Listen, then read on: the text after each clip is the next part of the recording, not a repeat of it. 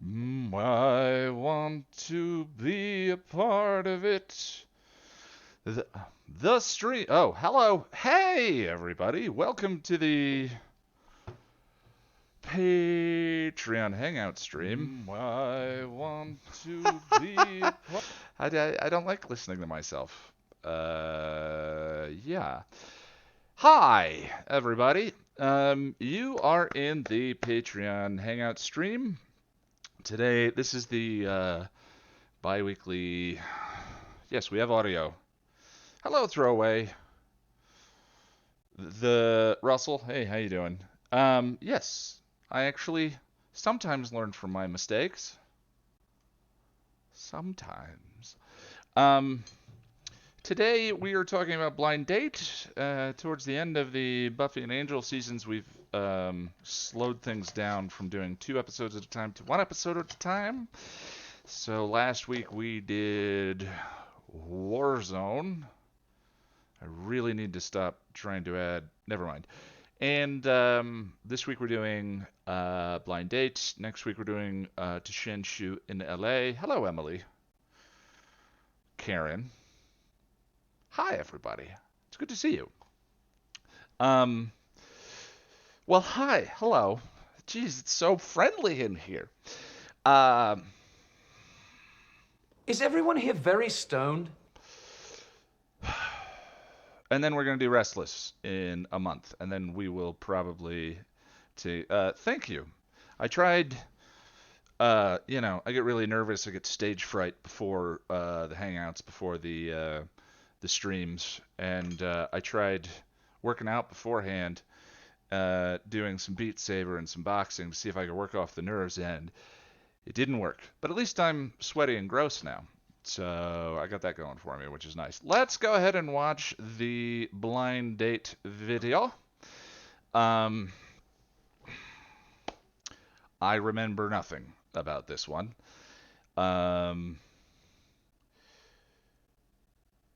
Yeah, not much else to say about it. Let's check it out. It sounds like the stream is, or the meeting is already full. So sorry about that. Maybe we do a bonus stream or something like that at some point. Anyhow, here we go. It's good to see you guys.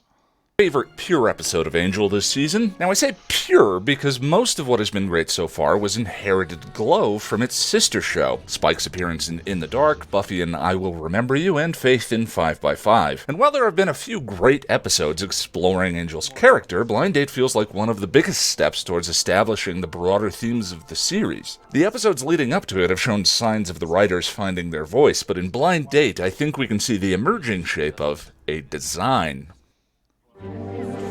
I get we do things a certain way.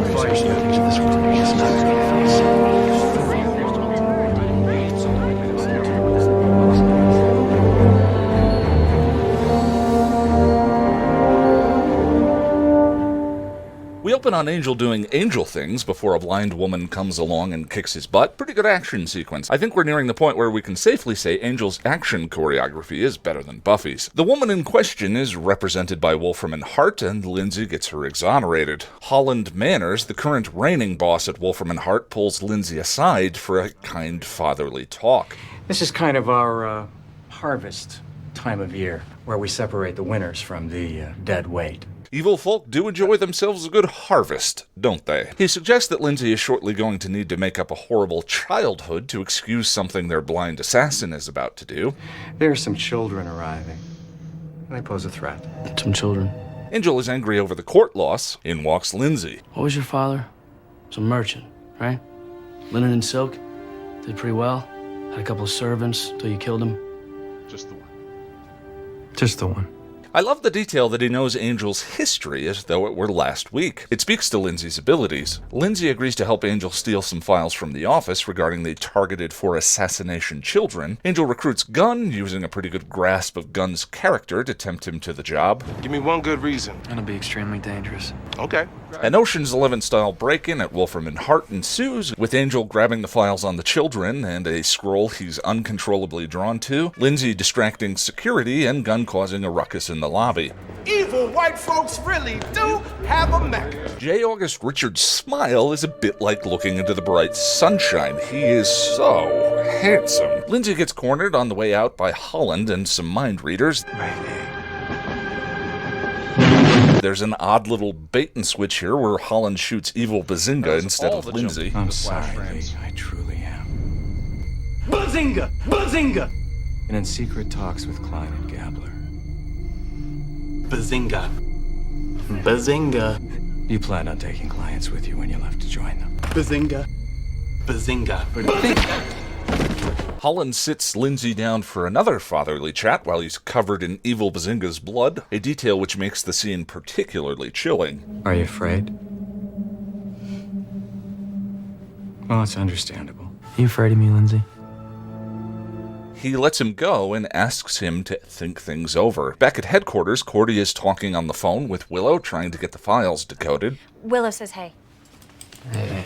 Cordelia makes mention of some discs Willow is working on. I love that Willow is the one Cordy goes to. Okay, so how do we save it? Deliver. Deliver. Deliver? Where's that? Oh. Angel finds the den where the children and assassin are. After the pretty cool fight in the opening scene, the cramped quarters for this one make it look a little campy. I thought all of her senses were heightened. He's a 200-year-old walking corpse. She can't smell him at that distance? What about all that sweet, sweet product he has to put in his hair? Angel kills her, and in the end, Lindsay succumbs to the temptations put in front of him by Holland. And Wesley tells Angel that the ancient scroll he stole from Wolfram and Hart actually mentions his name. Blind Date is a great little episode and very sneakily introduces one of the show's broader themes, and that is the question of fate. It's an idea the series plays with through its use of prophecy and the powers that be. Because this episode raises questions that are played with throughout the series, I'm not going to do a full breakdown of the ideas yet, but we'll be speaking more generally. For my complete thoughts on these ideas, come back for the review on Not Fade Away. But there is a nice little mirror theme going on between Angel and I remember that was a joke, and I remember there was a heated comment as a result of that one. We have to wait until Not Fade Away in order to hear your feelings on this? That's ridiculous. And I was like, well, yeah. Yeah, it was ridiculous. Lindsay in this episode, which culminates with them both being told they're a part of some bigger design. No one has their own life. We're all part of something larger. There is a design, Angel. Hidden in the chaos as it may be, but it's there. Is there an inherent contradiction between the Buffy versus thematic? Lonnie, I'll take away your bucket. the sheep asked for that one, everyone. That's not my highlight.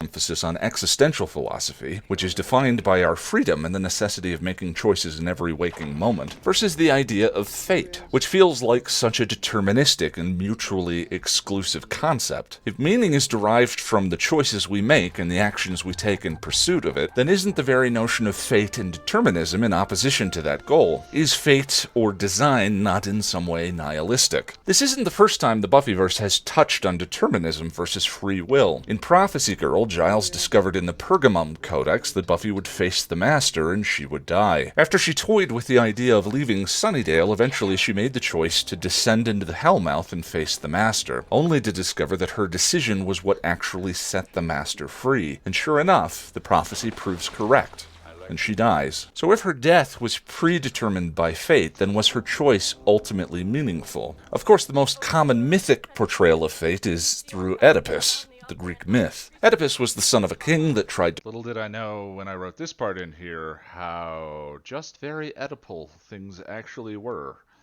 thwart a prophecy by having his baby killed. The assigned assassin took pity on the child, and eventually Oedipus ended up the adopted son of a different king and queen, who never explained to him his heritage. When he learned from the oracles that he would kill his father, and, not knowing of his original birthright, Oedipus left his step-parents to avoid the prophecy. On his travels, he met a man he quarreled with and killed his father. Then he came upon a kingdom with a recently deceased king. Oedipus saved the kingdom and married it. This whole section now, to me, is just weird that I didn't use the prodigal and all of that footage to explain it.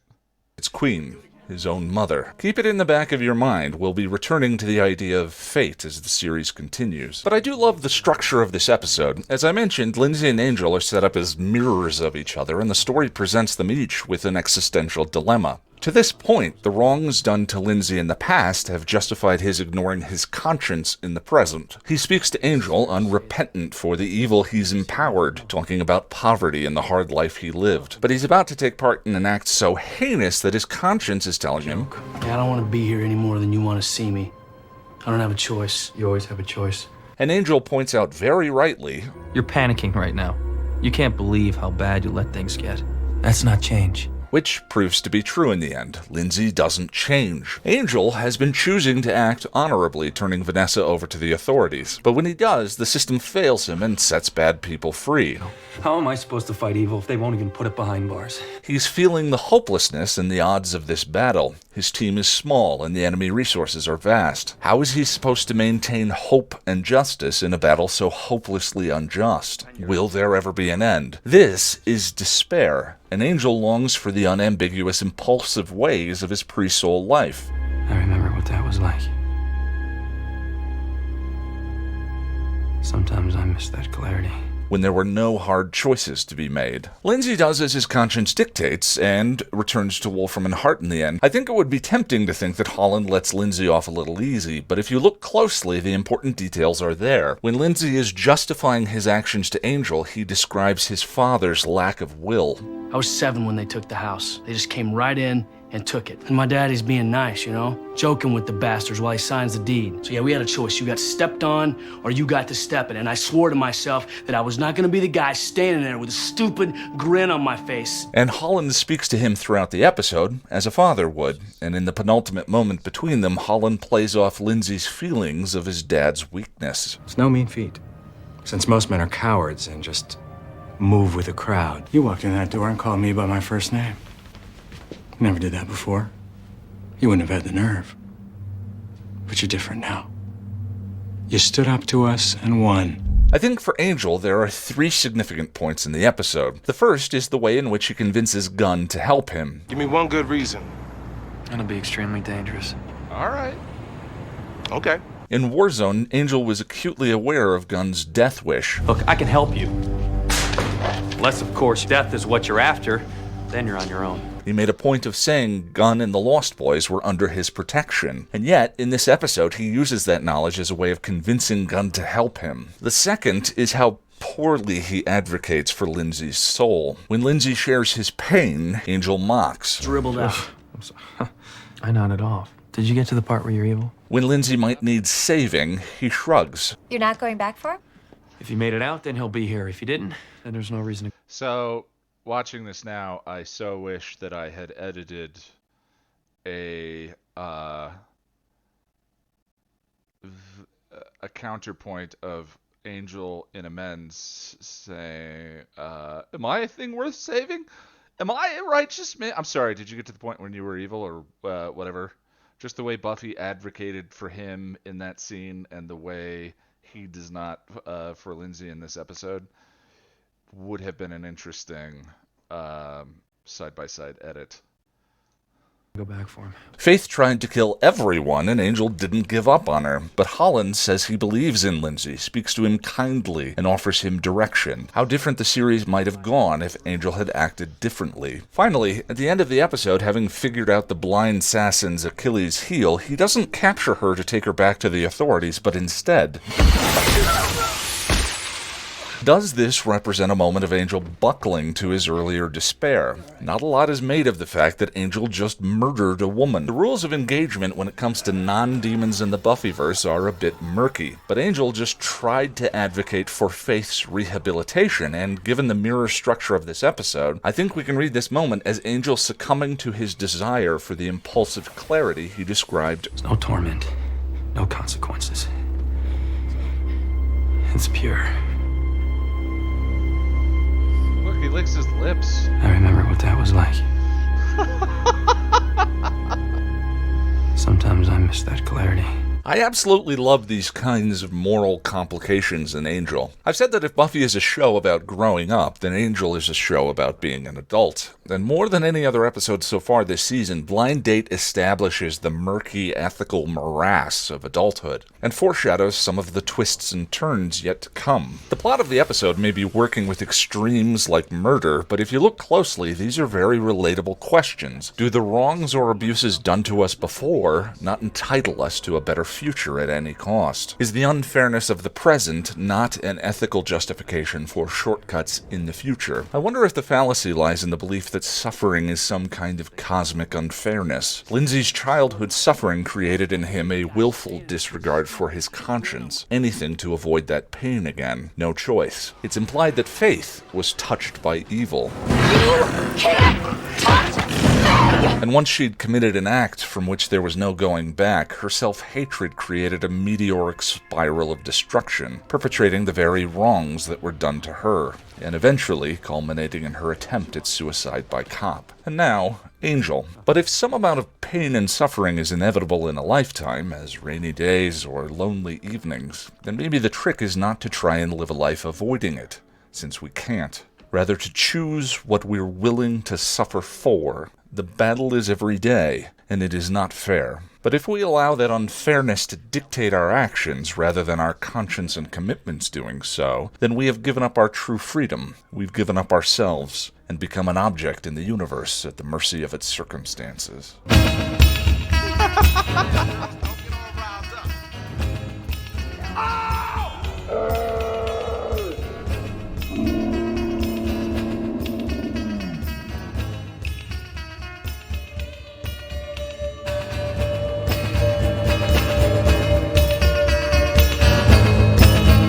A very abstract ending. Yeah, that was pretty good. Pretty clean, I think. I actually really enjoyed that episode. We just did a rewatch of it on Facebook. Words are hard. Okay, so before I switch over to the meeting, I just want to say again, I choose to put myself on the internet. I choose to live stream. I choose to publish content, create things, and make them available to people. And as such, I know that a certain amount of feedback and exposing myself to the things that people have to say is a part of that experience. But the people who join this Hangout to have a discussion with me are supporters of mine. They're the people who make what I do possible. I mean, all of you make what I do possible. But what I'm saying is they're here because they are not necessarily people who put themselves on the internet or public speakers or any of that. So I just ask that where you might be a little more openly critical or negative towards me, that you treat them with the dignity and respect that I would hope, which is, I think it takes a lot of bravery it's not just joining a Hangout to have a conversation with me, it's joining a Hangout that is getting streamed to you guys and the internet and all of that. So, just be kind, please, even if we disagree. I very much enjoy the fact that we disagree or that there are Riley advocates and I don't require that anyone write an essay before we have a conversation. That's not the point. So, please be kind is all I'm saying. And I think that's everything. Jack and I are talking about doing a shortened podcast for Monday. Might do 2 chapters of the fanfic reading, which I think is getting good. I'm excited. She's been carrying us along for a while now, and I want to know what happens. Also, I need to get a compilation video up of chapters 10 through 25 for people who want to catch up. I think that's it. If you guys have any questions for me, you can use the @the Passion of the Nerd to tag what you have to say. And I think that's it. So hang on one sec while I bring people in. There are, well, I don't know if there's people who like Riley Finn, Shadow, but there are advocates for Riley Finn. Some people believe that he doesn't deserve the stomping that he gets in our community. And I'm just saying, I appreciate those conversations. The only people we don't abide here are Parker defenders. Yes, they exist. But I'd probably abide them too, just because I'd be like, oh, honey, can we have a conversation about Buffy? All right, hold on.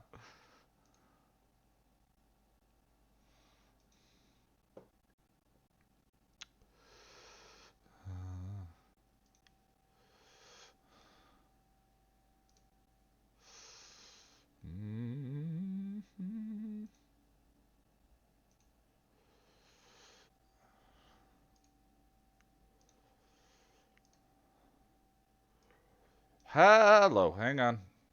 I always turn Chrome down, and I forgot to have the mixer open. I sing when I vamp for time. Hi! Jack, can you give me a sound check? Sound check, loud and clear, Captain. Yay! After the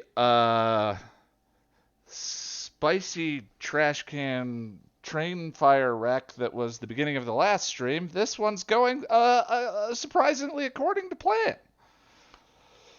Hi everybody. Oh, so the discussions that we have in this hangout are fully spoiled, unless anyone here, I see one new and one newish face. So we'll chat with you guys in a minute. But if anyone else here has, we've all seen Buffy and Angel. So for everyone in the YouTube stream who is watching, and I've got a lot of headroom going on. Let's show more of the good stuff. For anyone who's in the stream who's watching, if you have not seen all of Buffy and Angel, just know that we do not hold anything back. So that's fine. Let's go to Sarah E. Sarah, you are very blue. I am a bit, aren't I? I'm filming later, so yeah. Oh, terrific. Well, you look like $1 million. Well, thank you. Well, we're talking about Blind Date, and there's a lot to this one, but where does this one land for you? Thoughts about Blind Date? It's an interesting one. It's not one of my favorites, but it's good. Yeah, I always have questions about. I'm not sure about the representation. Gotta think about the cultural stuff, and is it really a good representation of disability to have the blind assassin? Oh yeah. Or I thought you were talking about Gunn. Oh yeah, well, yeah. Yeah. I mean, I love that scene so much. Yeah. And I don't know. I have no idea where to land with that. Is it positive representation that we have a blind woman who can kick ass, or is it a little bit of fetishization? I don't know. But that always leaves me a little bit of a question.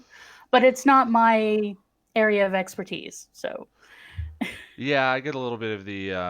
It's funny. Part of that discussion that spawned the Whedon conversation that Jack and I had, it was less of a conversation and more of a diatribe on my part in the podcast about current events, was someone mentioning that they had felt that I was compensating a bit for Gunn's. The thing is, Gunn's playing on stereotype in Wolfram and Hart. Evil white folks do have a mecca.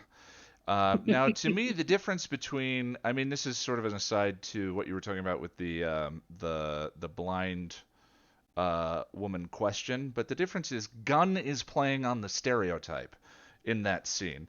They're not using that stereotype as rote or as text. He's actually using it in the scene itself, which is to me, I suppose, why it didn't trigger the same thing as the trope from which he's cut. But I get a similar And he feeling seems as to be you. having a hell of a time doing it. In Yeah, that scene, at least. yeah. He's, as someone said, he's wielding it subversively. But Jay August also, yeah, is just an absolute joy in that scene. So I was not compensating. I didn't think I was compensating for anything with the emphasis on his smile. I just find him distractingly charming He has in a that hell of a scene. smile. Yeah. He is a beautiful man. But it definitely feels like a bit of a bridge episode. It does, and it's interesting setup for stuff with Lindsay's character. And I don't know. I wish Lindsay's character. I wish. I'm not sure what I wish they'd done with Lindsay's character. I do love it up until season 2. I'm a bit iffy about when he comes back. But there was an interesting thing I was thinking about. It in terms of Angel in this episode, and something a bit timely, I think. I think some of what he's displaying when he's like, I miss that clarity. There's a thing called empathy exhaustion. Mm. There's a few different names for it, but that's one that I like. That happens particularly with people who are activists or social workers or any of that sort of fighting the good fight sort of thing. Yeah. That if you don't have the self-care or support, you can run dry. And I think that's where a lot of it is coming. And we see this a lot on Twitter with people who are like out of fucks to give and just don't have the patience for somebody who's learning to have empathy and, you know, make better choices. Right. And I wish Cordy had actually, I think Cordelia would have been the person for Lindsay to have that conversation with that could have gone better. But that's interesting. Yeah, the for former it to have alpha. gone in, for it to have gone in a good way and not in a serve the story way, because the miss thing of Angel not being able to be what Lindsay needs in that moment. And I mean, we could question whether Lindsay deserves to have what he needs given the way that he's behaved. You know, if Yeah, you've I think that Angel fails him in that moment, but watching it again, I think that it's set up by what has happened beforehand, and whether or not that's justification. Like, you talk about. I saw some chat going on about Angel felt guilty in amends, and maybe that makes a difference. But Angel went to bat for the gang member in 5x5 to try and save his soul, and he has lines with to Lindsay about, or not Lindsay, to Wes in that episode in Sanctuary about we don't give up on people and so forth. But he never even begins to seem to give a crap about Lindsay himself. But Lindsay has been on the side that's attacking him, and Lindsay, I don't know. I think it's like it's much harder. This is might get me into hot water, but it is much harder to extend that empathy sometimes to the entitled. Sure. It is harder to give the benefit of the doubt to cis-het white men. Okay. And maybe that's unfair, but it's a fact that, you know, if you have a limited empathy tank.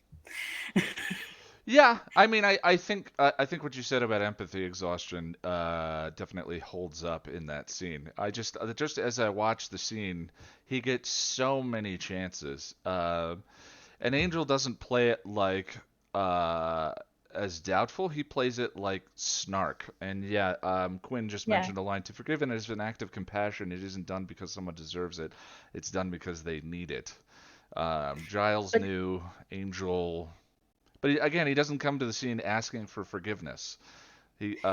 So and is anyone entitled to compassion? Compassion is something you give freely. right. Um, and when you give it to someone, and I think there is a difference to giving it to someone who has not been given compassion versus giving it to someone who's had every chance. It can be harder, and yeah, it's good. It's sort of like the question of people asking for civility. When it's asked between people who have treated each other as equals, it's fair. But when you've been treating someone as beneath you and you ask them to be civil to you, what you're actually asking for is grace. And you're not entitled to grace. Grace is a gift. And it like we want Angel to give it to Lindsay. We want him to, and it would be, it would serve his mission to give it to Lindsay in many ways. But I can't blame him for not having grace when he has been fighting and he is tired. Yeah, I mean, one of the things about the scene is like I don't think it's poorly written. I think it's a wonderful character beat regardless. Yeah. We're not having a conversation about something that the writers mishandled. We're having a conversation about a character, which I think is a great conversation. Well, Yeah. whatever happened, it's not an error, and Angel's not acting in a way that we don't believe Angel would act. I definitely believe Angel would act petty or petulant in certain circumstances. So it's within character, but it's also, I don't know. I just think it's a moment worth conversating about. Yeah. The ethics of when you do, when you help people, because as you compared it to Faith and the infinite compassion he has for Faith. But nobody else has given Faith compassion. Nobody else has given Faith chances except for Buffy. And so, yeah, I think there is a difference. I think Angel feels a difference there. Yeah, and I mean the privilege and entitlement conversation is interesting. Unlike the gang member, unlike Faith, Lindsay is coming from a position of power compared to the rest of them. Yeah. And he that was economically advantaged, but he's disadvantaged. Yeah, he was poor, Right. but he still sees himself as entitled to everything. Yeah. Because of that. I don't know. It's a very, very interesting scene. It just to me is Totally. it's an important choice that Angel makes in that scene. Now, it's important that we read it as a choice too. He made the choice to behave the way he did around Lindsay, and there were consequences that maybe could have gone differently, which is I think very interesting about that scene. And I think it's also accumulation of other choices because he hasn't been doing his self-care to, like, the reason his empathy is exhausted is because he hasn't been caring for himself enough. Yeah. If you brood all the time, that is not not healthy. Boris called that victim blamey. Well, Boris, Faith shot him with an arrow that was poisoned, almost killed him, and tried to kill two of the people in his group. And he had compassion for her. So, sure. But I don't know. Is it victim blaming? Because who's a victim here? Yeah, I'm not sure. There are only murderers in this room. Yeah, the victims are the kids. Yeah. Lindsay isn't a victim. He's been victimizing people. That is important to recognize the position that Lindsay has been in. And then the other thing that I find fascinating about this episode is Holland. Holland is so good. I wish I knew that actor's name, but he is spectacular. He is, and it's sort of like him playing this kind of Iago or something out of Dr. Faustus thing where I don't think he's patient with Lindsay. I think his goal is corruption. Yes, absolutely. It's not love. He's giving him what he wants in order to get what he wants. Yeah. Absolutely. Yeah, I think it's wonderful. And I think he's done with Bazinga because there's no more corruption to be done. Like, he's expendable now. Whereas, Lila, they will exploit Lila as much as they can and have her think she's exploiting them. Yeah. And Lindsay, they, get this corruption because he's always conflicted, and yet always they know exactly which buttons to press to keep corrupting him more. Yeah, he's there's plenty more to get. It's kind of like, and that's why I wish that he had actually had some, like, I wish that his sort of redemption at leaving had stuck, or that we had seen the story in between where he got off that road. Yeah, he seems to come back in service of the end. Oh, you're talking about season 5. Yeah. Well, maybe in the comics, who knows? I read the comics and just. Oh, he's not in there? Yeah, not the ones that I remember anyway. Maybe that's a place for fan fiction to write the in-between story with Lindsay. Yeah, and I won't go into why I hate his ending. We'll get there. But yeah, that's the main thing, was like that empathy exhaustion thing, and Holland as this yeah. But I think it's also the thing about the empathy exhaustion thing is that's why the Shanshu arrives. Because it's going to give him something to hope for, so he can, because otherwise he's on breaking point. Like in this episode, don't you think he's like ready to go into the sunlight? Yeah, again? absolutely. But I also think that the show uses the Shanshu as a false idol. Yes. And that's one thing I love about it, but I do love that it functions as that. I mean, I guess I don't know where I land on hope philosophically. I think it's necessary and important, and within the sort of the philosophical framework of the show, I'm just not sure. But I think sometimes the Shanshu works both ways, and then in the end of the show, it works the way that it works. But yes, I think you're right. My personal view on this Shanshu is that Wes interprets it wrong, and both our vampires with souls do get a second life before they even show up on the show. Huh. I like that. But of course, that's more for for when we get to Shanshu. So I will cede the floor. Well, we're gonna pass me soon, which will be interesting. Russell. The dance of capitalist superiority.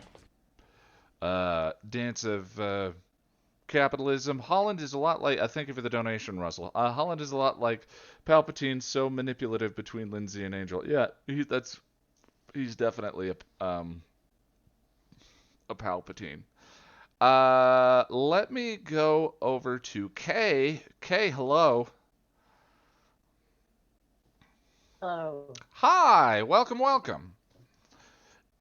Thank you. Is this the? I think we have a little bit of lag, so I'll be sure to pause a little bit. Is this the? I believe this is your first hangout.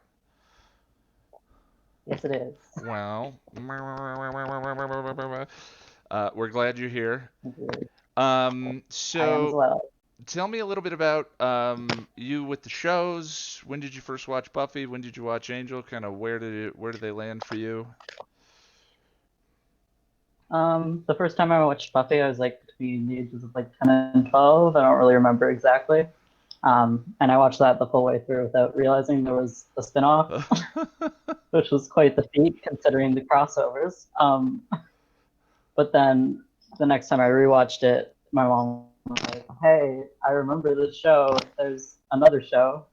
And then I watched that. And yeah, so yeah, it was like very present in my like growing up. So like I've always had like a lot of thoughts about it, and then like around high school, I like started rewatching it like with like knowledge I had about like philosophy because I started getting interested in that, and like yeah, and so like I focus on that a lot, and like in school projects and stuff, I'd like write about like philosophy and Buffy, and you know. I like that enough that now I'm majoring in philosophy in university and still making all of my projects about Buffy. So, yeah. Well, that is lovely. I love it. Well, Thank you. I don't know if you've caught any of the previous conversations we've had, but we're slowing down a little bit now as we get to the end of the season. You're welcome to comment on whatever you want leading up to this one. Tell me about Blind Date. Where's this one kind of land for you? As a philosophy major, if you have anything you want to throw out, let us know.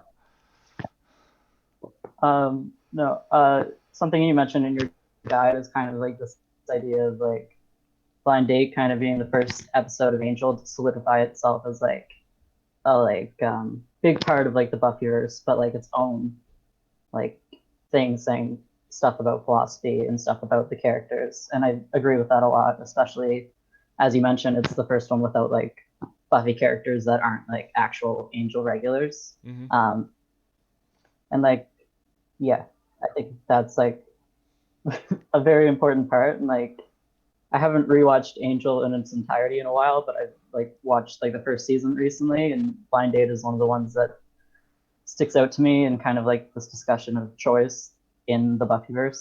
Yeah, it's a big one. Especially because of like the way they set up, yeah, and like the way they set up kind of these ideas of like choices related to like also the story of like a childhood or like an adolescent like failure and like the ability to have a choice. Like, are you talking about Lindsay with and his dad? Blind Assassin, Lindsay and his dad, but also Faith within the season having this tumultuous like upbringing, and also Angel in the sense of like his vampirism, not his actual life, but also a little bit of that. But like just within this episode, also like the blind assassin, like their storyline for her and like the core is that she had a terrible upbringing, and how that can be like a plead for an insanity case. Interesting. I like it. And then, but like within the context, especially in your guide, you talk about like the way Angel reacts to Lindsay and Faith, like in similar but separate situations, kind of, because I think it has a lot to do with like Angel's own views on choice, but I also agree that it's almost a petty way of saying it. Yes. It's like I have a quote written here because I like looked over the transcript for the episode earlier because that's how I get stuff to stick in my mind. I love it. Angel says, Angel says to Lindsay, "You have to make a decision to change. That's something you do by yourself, and most people they never do it." And I think that he's looking at Lindsay as someone who is an adult who has made the choice to be in a law firm that continues this, someone who had a like terrible life and then couldn't see any other decisions than the one that she felt like she wasn't making at all by like being this person stuck in like an evil place. Yeah. Yeah. Like, yeah. And like for me, that kind of like thought like really points out the way that like I don't like to compare the series separately a lot because like they're different and the same and it's a lot, but I think Angel does a lot of like explicit telling us like about the philosophy that's going on in the show, and I think the discussion Angel has with Lindsay, while filled with like pettiness, is kind of like an explicit saying that choice and our ability to make it when people give us something worth deciding about kind of is like a very expressed way that Angel is setting out that it's a show where it's explicit that like philosophy plays a big role in it, I guess. Yeah, I agree. It's interesting. You pointed out something that I'm not sure I've addressed or talked about explicitly or specifically, but there are a lot of sort of characters in the show who come into adult life on autopilot.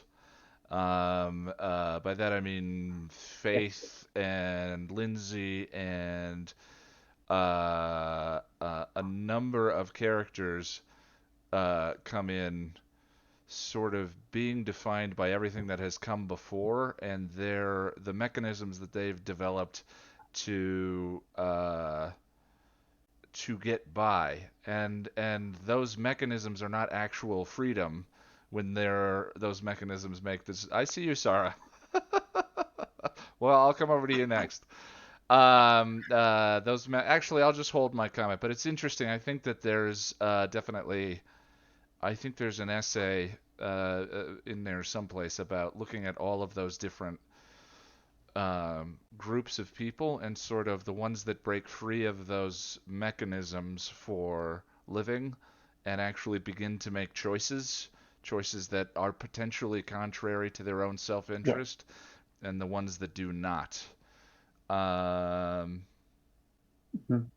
anyway, yeah, great stuff. I'm sorry, Kay. I just was particularly struck by that point. Yeah, it's okay. But yeah, I think there's also like a quote that Holland says when he's talking to Lindsay near the end, where it's like, very few men make their own destinies. They have the courage of their convictions and they know how to behave in a crisis.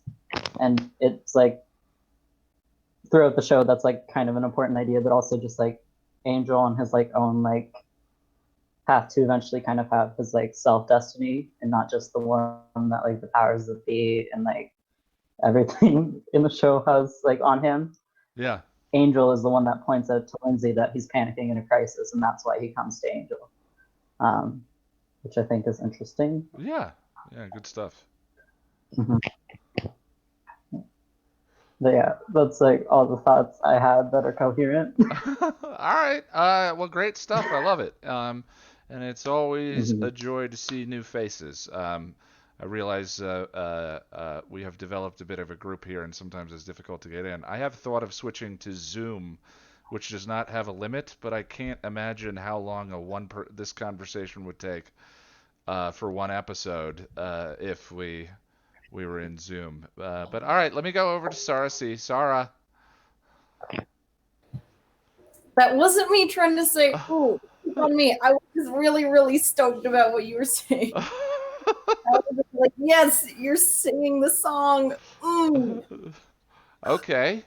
Well. So I'm gonna just like touch on that real quick and then I have my own thoughts, because like that is literally like my like I wish I had like a whole choreographed routine to that. Like addiction is not just to substances, it's to behaviors that we don't realize are ours. And it's like literally, especially if you are a child, like a child, right? As most of these horribly traumatized people on this show are. It's like, yeah, homie, you're gonna keep doing things in the same dysfunctional way because see above, you're a child and you learned this in your developmental stage. Like, so that for me, we're just gonna lead in very, very clearly into is my difference, because I was trying to chew on, I was thinking to myself, why, Sarah kind of said it as well, what's the difference between the way that Angel treats Lindsay, right? He's kind of a dick, which is fine. I love my petty king, versus Faith, right? Who full on was like assaulting people and him and people he loved, right? What's the difference, right? One, yes, Angel's a petty little man and I love him. B, and this is, I think, the most salient point, as Sarah touched on, especially with the idea of choice, you have Lindsay, who is a whole ass adult. This is an adult who isn't acting out of I killed someone by accident, I have no coping mechanisms, and I'm in a spiral. He gets up for work, he puts on his tie, and he signs papers that, free criminals, disenfranchised people, hurt, vulnerable, whatever, people, communities, etc. That's the difference. right? One person is acting out of, it's not better, right? The results aren't better, but one person is see above a child, essentially, acting violently out of a fight or flight spiral that she doesn't know how to get out of, Sure. right? Who's had a very bad year, right? It's been like a year and a half, versus an adult man with a job that no one told him to get, where he, not individually, but systemically and institutionally harms innocent people. Like, that's his job. And that's the difference. And I'm like, do I think Angel should have been more open with him? Yes, he should have. But I also understand that, like, dude, you've been hurting innocent people your whole career. Why now they're kids and you care? Like, leave. Like, why didn't you care about literally every other vulnerable person? Like, screw you. Yeah, I think that reading of that moment definitely works. Again, I just think that it is this episode's more pivotal for those scenes than it may seem. Was kind of all. But it's interesting to hear everyone's reading on the why of it for sure. Because that's what I was thinking about. I was thinking, like, even to myself, I was like, I'm not as bothered by it. Like, I was like, what's the difference with me thinking, with everything Faith has done, I would want to heal and forgive her more, because I see her as more of a victim. And that sort of comes down to, yes, they both have suffered. Look, we all suffer. We all suffer. And if we all used our suffering as excuses to do whatever we wanted, the world would be horrible, right? Because that's not the point.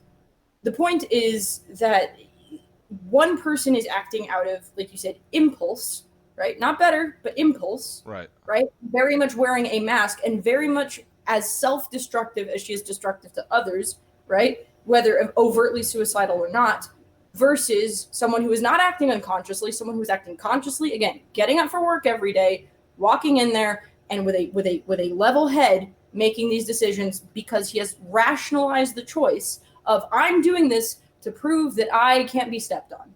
He has a complete rationalization, and that's the difference. Would he still deserve, consideration and compassion?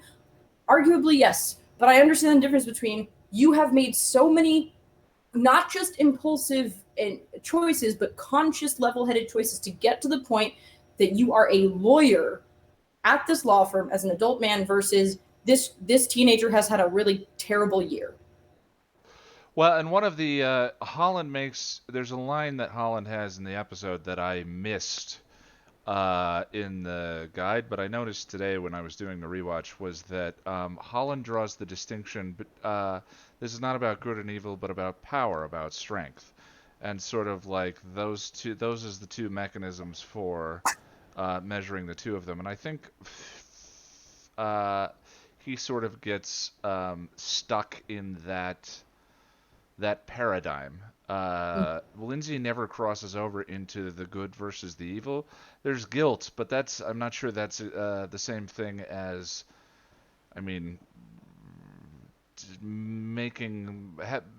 understanding your own ethos and your approach. So yeah, it's a challenging challenge. Oh, and Sarah E points out perhaps Angel sees himself in there, and I think that's a great reading. That perhaps the Josh mentions that his reading of this season is about self-hatred, Angel dealing with his own self-hatred, and certainly that would be a reading of his reaction to Lindsay in that scene that I think would track. That's also something I read, and I was thinking about that as well, because I don't know if it's the way that David and Christian King play it, but it does very much feel like Angel is taking out a little bit of his self-hatred on Lindsay.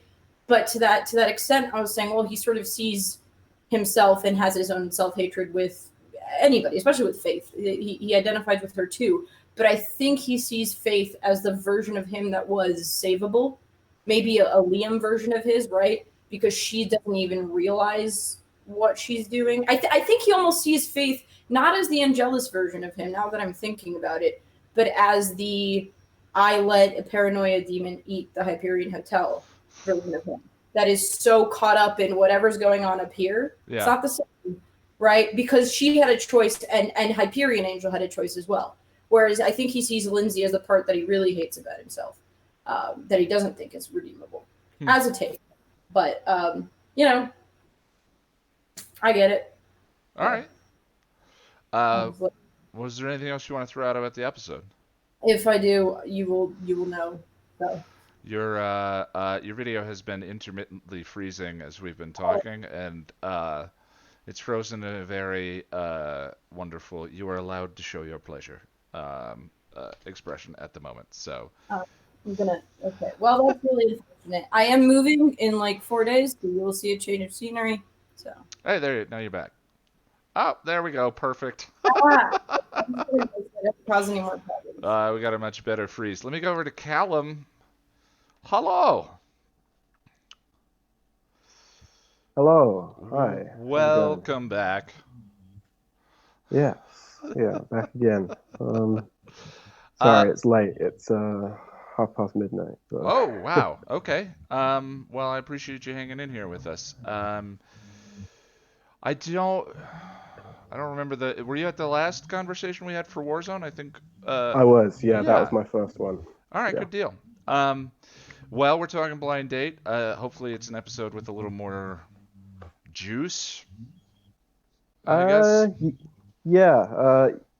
Everyone has had a lot of really interesting things to say so far. So I don't know how much I can add on to some of that. First, I watched the episode and I made notes today, but I don't know how many interesting notes I really made. But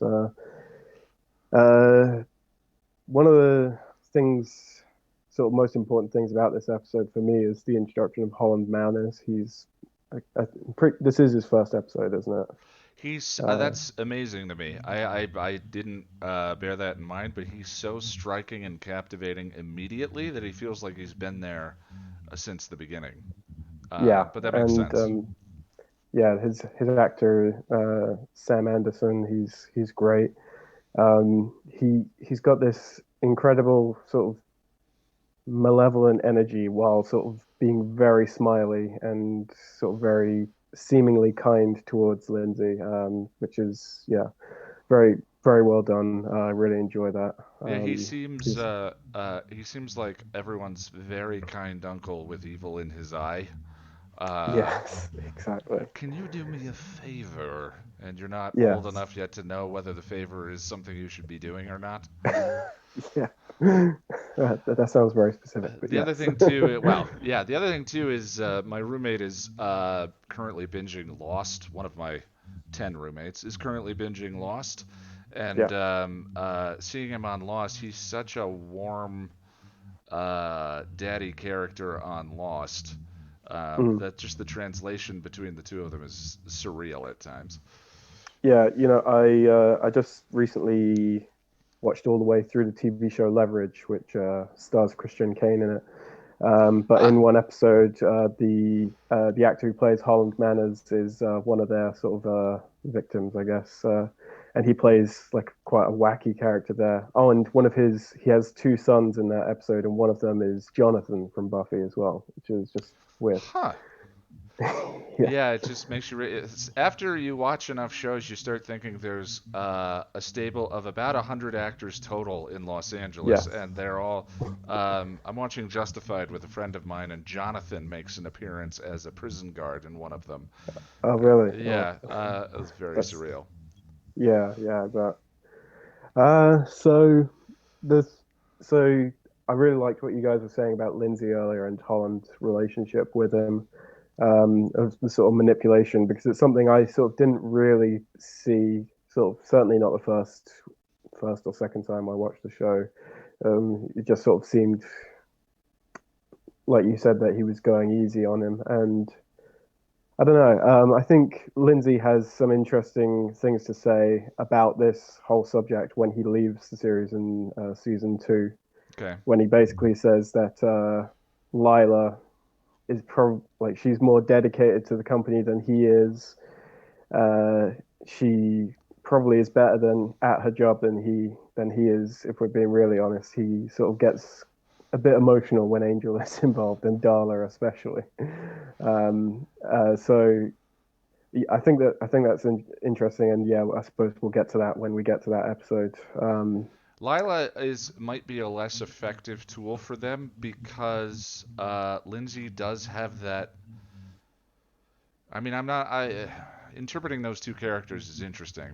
Lindsay does have that little bit of goodness, that little bit of guilt, that little bit of whatever. And in terms of playing the game, in this case, the saving the children and getting him to engage with Angel and do certain things, there are certain things you probably can't get Lila to do, or you can't get people to believe Lila would do. Like Lila showing up and looking like, I need your help. That would be totally unconvincing because Lila Yeah. is a pure manipulator in those scenes. Where Lindsay not being good at his job is kind of seems like an expression of that twinge of goodness in his character, you know. Yeah, yeah. So yeah, I can see what you're saying there. Um, yeah, because I have kind of always wondered, what is so damn special about Lindsay? I mean, I love him, but Yeah. what do Wolfram and Hart see in him? So that's an I mean, they're all interesting complex. take. I'm not saying Lila isn't complex. She's just complex Sure. in a different way Yeah, no, than I agree. Lindsay is. Yes. Then a couple of sort of quick things is uh, Vanessa, the sort of blind assassin, very easily defeated by Angel. He sort of figures out a very easy trick to beating her, which is just move quickly and then stop. Kind of doesn't make sense to me, really. Like, not to get all, genius at work about it, but that's a Simpsons reference. But that whole like she can only see him when he's moving, so She's the he just predator. stops moving. Or no, Yeah, she's a cat. yeah, something like A that. raptor. So she only seems to be able to see him when he's moving. Why she can't just attack where he was last seen to be moving is a mystery to me. It's not about that, I understand, and I'm being very nitpicky, but that did kind of bother me on this rewatch. No, Just how easily she's taken down. I think that's a thing for me too, and the whole heightened senses thing. And she's standing right next to him, and he's got to smell like 15 different things, including The Walking Dead. Yes. There's just but it's fine. I mean, there are other things to I nitpick, suppose but I that one suppose comes it's to never me. really addressed how bad vampires really smell. Maybe they just really layer up on the cologne. I don't know. But so yeah, there's that. Oh, I have to just sort of compliment you, and the evil Bazinga runner is just my favorite running joke. I've had a few Every people. time I just giggle. Yeah, I've had a few people tell me that they can't even remember that character's name anymore, and that's actually the reason why I do that, is because I can never remember the characters' names either, and so that's where the Hawkpire and all of that stuff comes from. Yeah, yeah, yeah. To be fair, I can remember his name just because they were doing something where all the characters at Wolfram and Hart had the initials L and M. So you have Lindsay McDonald, Lee Mercer, and Lila Morgan. Yeah. Then later, Lyndon Morrow, is that his name? Something. Lucifer Morningstar. Yes. The guy who's the new boss after Holland gets eaten. Interesting. I wonder. Yeah, did we ever figure that what that's about? I don't know. They might have been going for something early on. Who knows? Like they're not even human. They're like grown in a tube or something. Maybe. Who knows? But they dropped it. I guess fairly quickly. If there was a meaning behind it, it was never really extended upon. Yeah, and then the only other note I've got down here is that Gunn's appearance is just the best. Yeah, it's a joy. He's so good. We sort of ranted about it last time, but he's just the best. Yeah, definitely a joy. All right, well, I appreciate it. It's good to see you again. Let me go over to Lauren. Lauren, hello. Hey guys. Hi. It's been I've missed a couple of last few weeks. Well, we've been filling up. Yeah. And I've had other stuff that I have to do and being responsible and house hunting, which is fun. You have a And, life? What must that be like? uh, it's scary sometimes. Well, I understand. Well, if you want to comment on any of the ones that we've talked about before, by all means, or tell me about Blind Date. Where does that one land for you? Uh, I always kind of forget about this episode. I mean, it's just it's not among the best. I mean, it's not a bad episode. It's just it's kind of forgettable, I think, which is a shame because there are some great bits to it. I mean, like the blind assassin, it's like that's a cool idea in and of itself, and the choreography, between her and Angel in the beginning of that episode was freaking amazing. Yeah, the opening choreography is as good as the ending choreography is poor, in my opinion. But in that opening Yeah, scene, it's really, really good. yeah, it was. I was trying to remember because seeing the way seeing Angel killed her, and it like it was he didn't really care about it, and one of my first thoughts was how Buffy felt when she thought she killed Ted, or later on, as we're going to see here down the road a bit, when she thinks she killed Katrina. But then obviously it's like, okay, human versus vampire who's killed who knows how many people.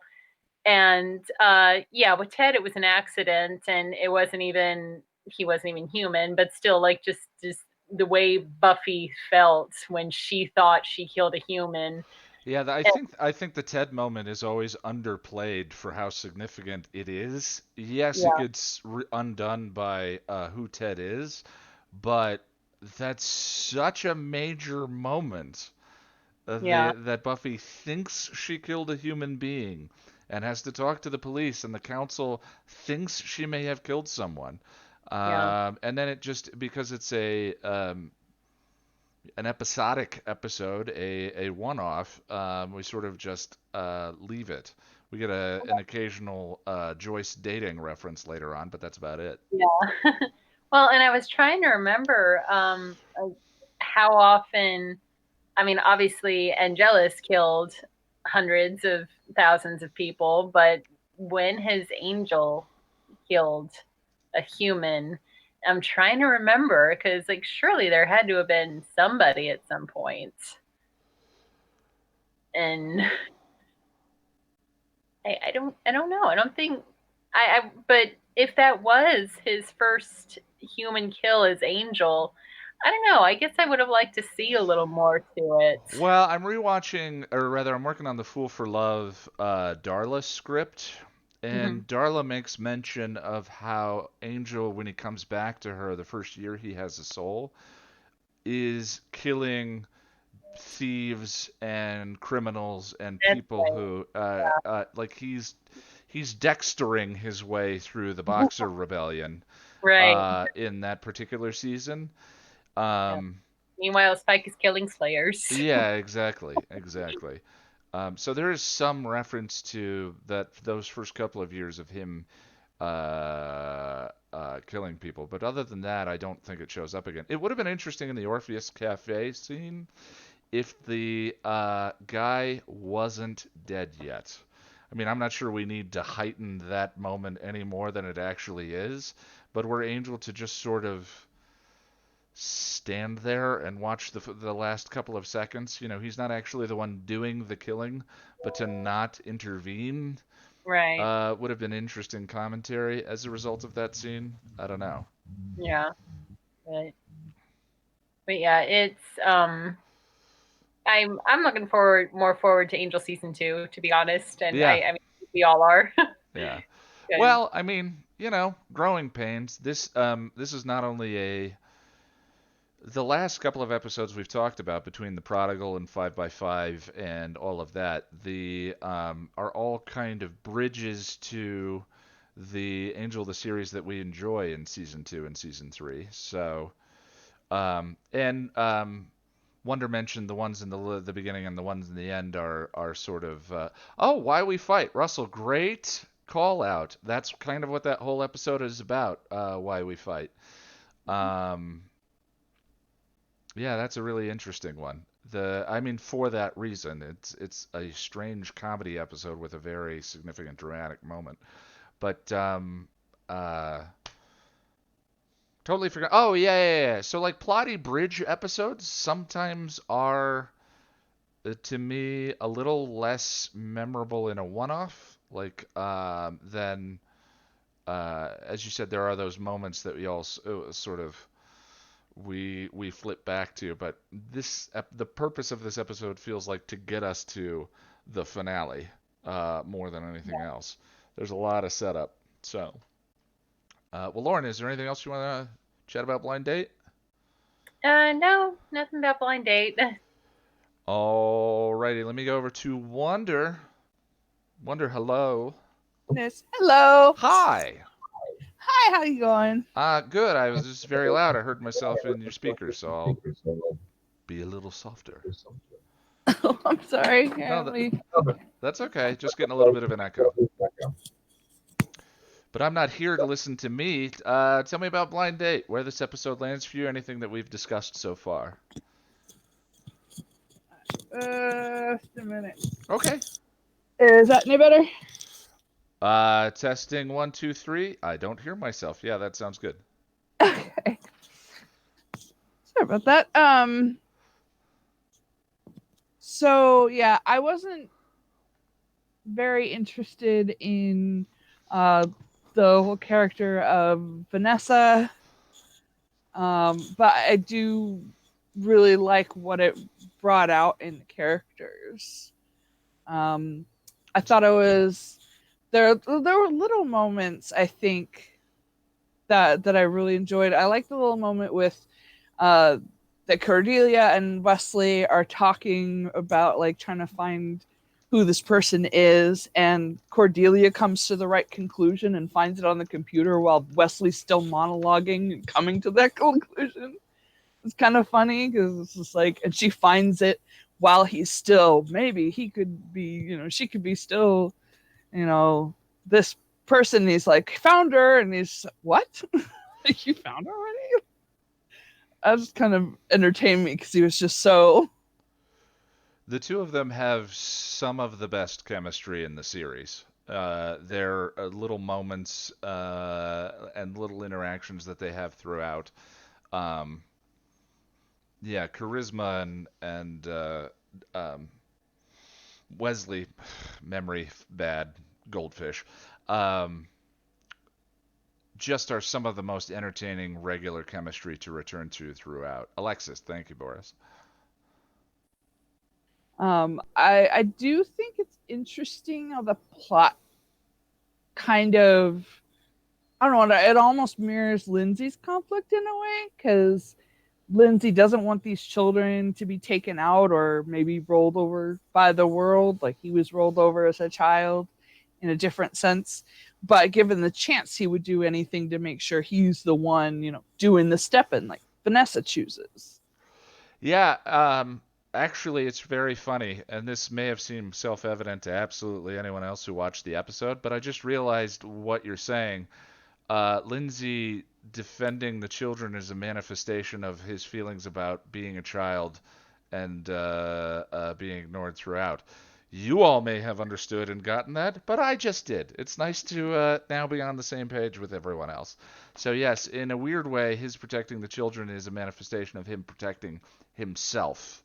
So again, not the same thing as an ethos or right and wrong or anything like that. And not, I don't know, it seems a little off topic, but I do want to know where you are in Gilmore Girls. Oh,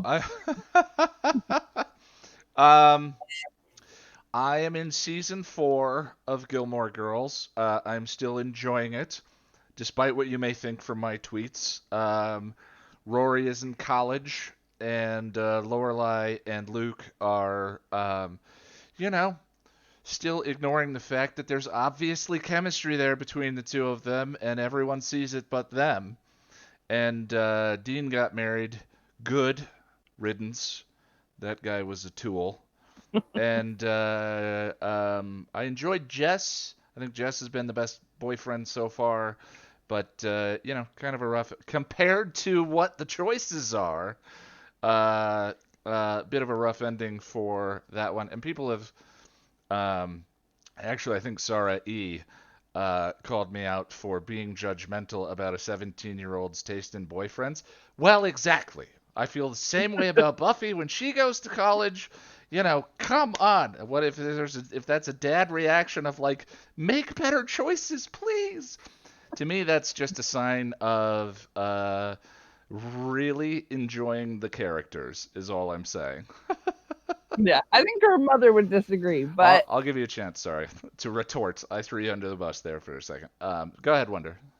but anyway, yeah. So I can use my season 2 quote here. I didn't want to spoil anything, but I do wish you would give just a little like check in on the podcast, because Gilmore Girls is like my favorite show. But anyway, so when Vanessa gets acquitted and Angel has that rant there, in the metaphor of life after leaving school, Angel is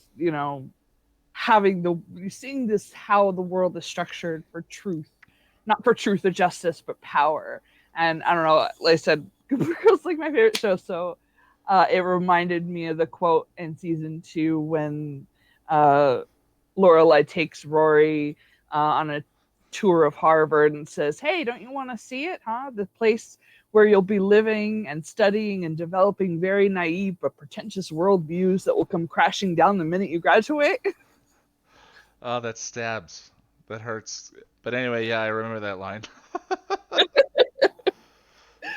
And then just, in that kind of metaphor of the show, that's what it reminds me of. And also this rant is definitely foreshadowing of when Angel fires everyone and tries going after Wolfram and Hart with, as he says, no consequences, no guilt, just pure with clarity. Absolutely. I think that Angel's seasons do not line up the way Buffy's do, where there's one big bad and it starts with episode 1 and ends at the end of the season.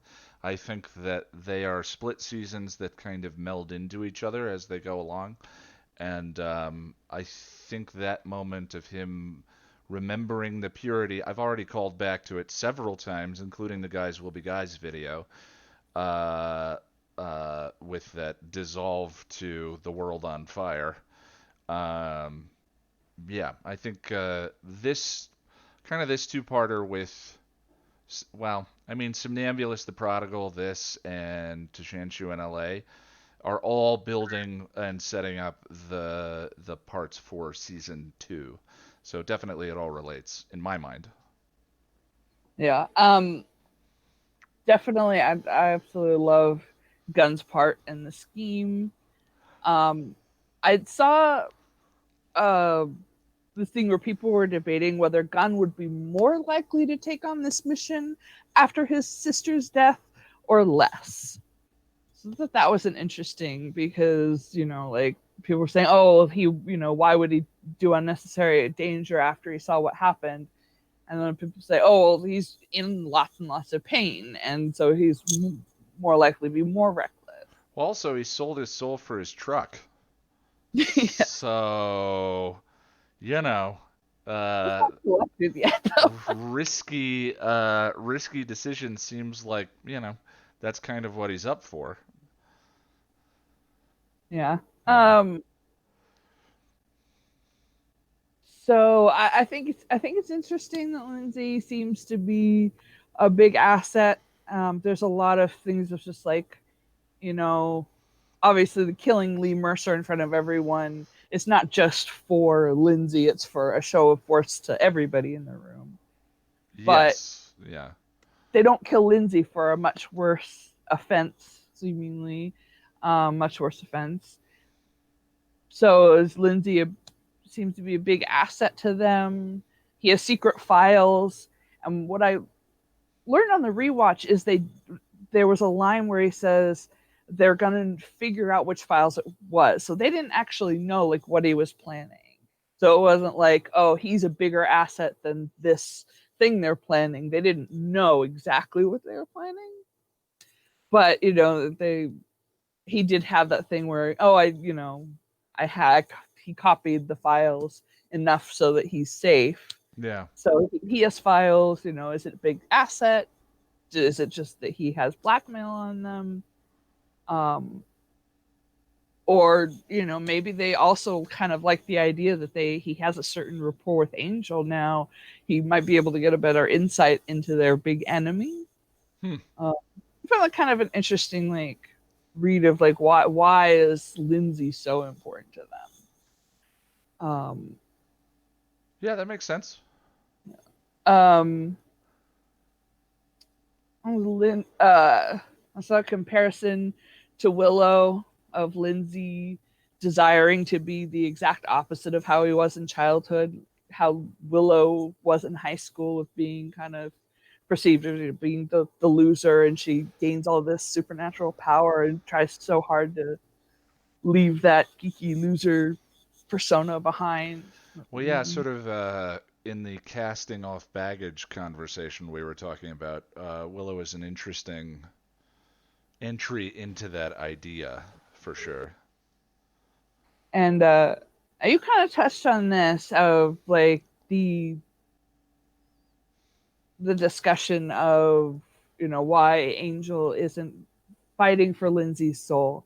And to me, actually, there's a really just quick moment between Lindsay and Angel that I think actually reveals how I feel about it. And it's when they're all planning for this and Cordelia's like, don't do this, you're gonna get caught, this is ridiculous, kind of thing.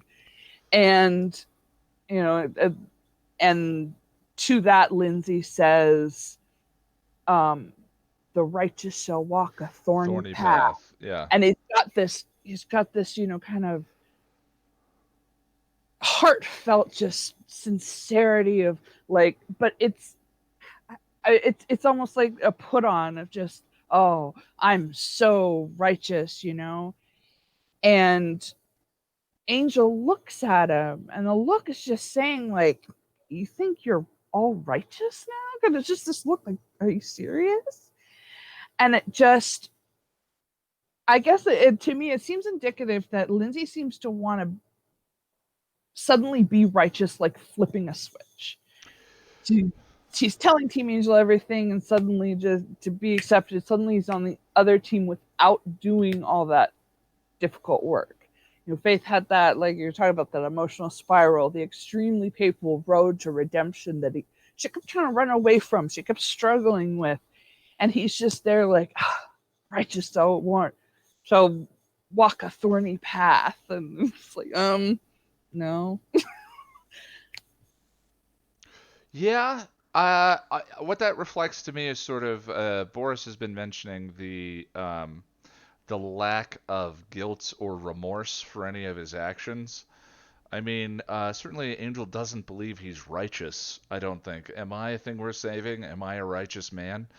And so the contrast between that statement, that's an interesting read then on Lindsay's state of mind versus what Angel might consider genuine desire for redemption or genuine goodness, reflected in that one particular line. So I like it. Yeah. Was there anything else you want to throw out about Blind Date? I wonder why shamans consent when a vamp goes over the threshold, but not how many or which threshold. Or why there are no shamans somewhere in the building. No shamans in later episodes. Yeah. Yeah. But yeah, that's it. All right, good deal. And for anyone interested in the Gilmore Girls conversation, when I finish the show, I have invited my friend Lonnie from Chipperish Media to join me for a conversation on the podcast about where we run through the seasons, talk about what they were about, and I sort of get her perspective on the whole thing. She has quite the relationship with that show, where I sort of am way outside my wheelhouse in watching that one, but I'm enjoying being outside my wheelhouse, of course. Interesting thing about season 4 is Rory goes off to college, and I'm struggling to get through the season. And I remember having the exact same experience when Buffy goes off to college and meets Riley, and all the inevitable change that goes along with structure and story and characters and all of that. So it's interesting the way they line up. Before I go over to Josh, Sarah, you had I threw you under the bus a little bit, so I wanted to give you a chance to respond if you wanted to. I did not say that. I was not defending Rory's taste in men. I believe what I said is, you say she has the worst taste ever, and her mother is right there. Oh yeah, yeah. Her mother who doesn't see Luke forever. Yeah, I mean, it reminds me a little bit of Buffy in that at the moment there's sort of one redeeming male on the show, and that's Luke. And Buffy has Giles, and then there's all of the the men are more plot devices, which hey, totally fine with. There is Jackson. Which I one? love Suki and Jackson. Suki. Oh yes. That's a good. That's better. But Yeah. But anyway. They're a little happy couple that are yeah. But that's neither here nor there. Yes, Rory has terrible taste in men. So does Laurel. And again, I read my reaction as not a criticism of the show, but actually caring about the characters enough to vetch about the whole thing. Yeah. All right, let me go over to Josh. Josh, hello. How's it going? Hi. Every time I'm clicking on people today, their video is freezing, and I think it's me. It's not you. I'm here. Because when I click off, the video starts again. Okay, well, here we go. And then it stops. I have no idea what's going on. And now it's just me. Well, whatever. Josh, how are you doing? I'm doing well. I'm self-conscious of how I'm frozen on YouTube. Well, I'll give it a second because I keep going back and forth. I should have left it with that one.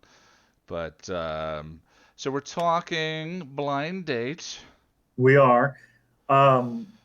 Before I share my thoughts on Lindsay's redemption, I want to talk about the thing that I've been excited to talk about for this episode for like an obnoxiously long time. And this segment is brought to you by the letter M. Okay. Because Ian, I went real far down trying to figure out what the Wolfram and Hart employees' names mean.